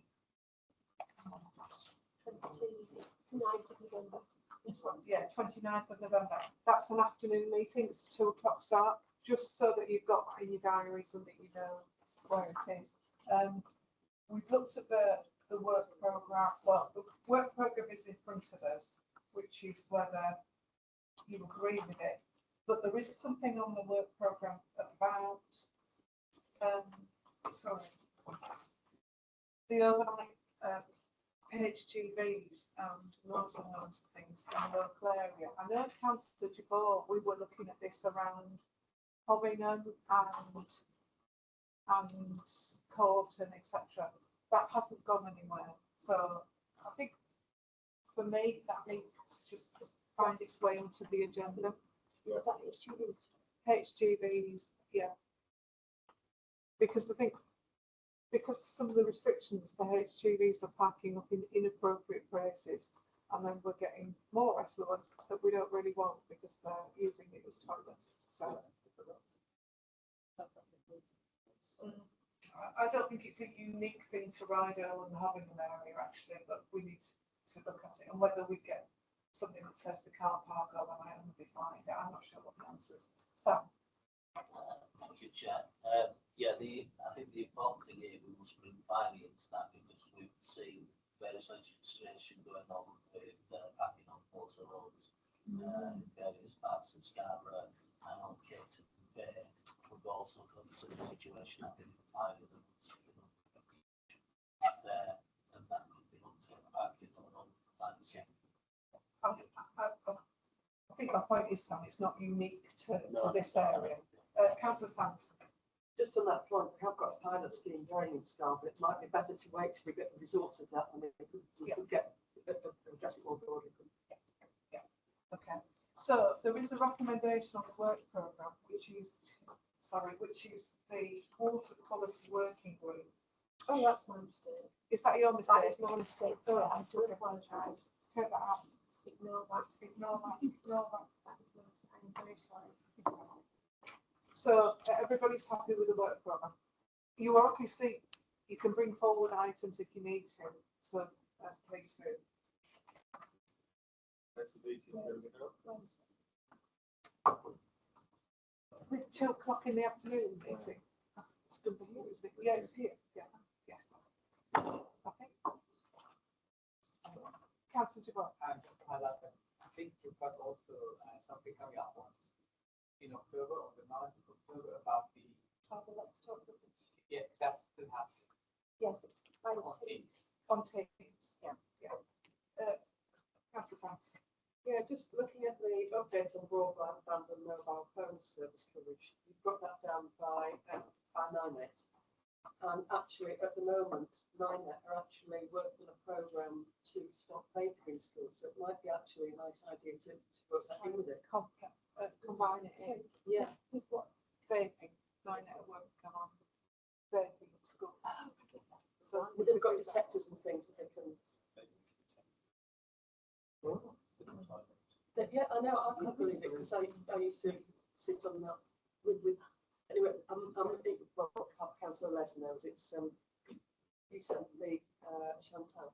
Yes. And that's what it's all about. It's about making that sections into schools. Okay. And it's 9net that are delivering Well, if it. they're coming in any case, Yeah, they may as yeah. well combine it. Exactly. I think it sounds like a really exciting. Yeah. And I'll cancel the rest. If you would like the mayor to attend the meeting, the mayor is willing to attend meetings. Oh, well, You do need to invite him. Right, okay. It's been planned at the moment, I'm being told in my idea. Right. Very good. Okay, we'll get him here then. Okay, thank you everybody. It's been a long morning. Really? No, not really. Sam was a pen on the floor. I think you take it up after the meeting. No, can I just ask that I can have an answer to my supplementary question, please? I mean, in writing, obviously. Yeah. But I would like an answer. Okay, all right, yeah, sorry. Thought you'd coming in with the question. That's fine, thank you. All right, everybody, it's 1:15. It's been a long morning. Thank you everybody for your attendance. Really great.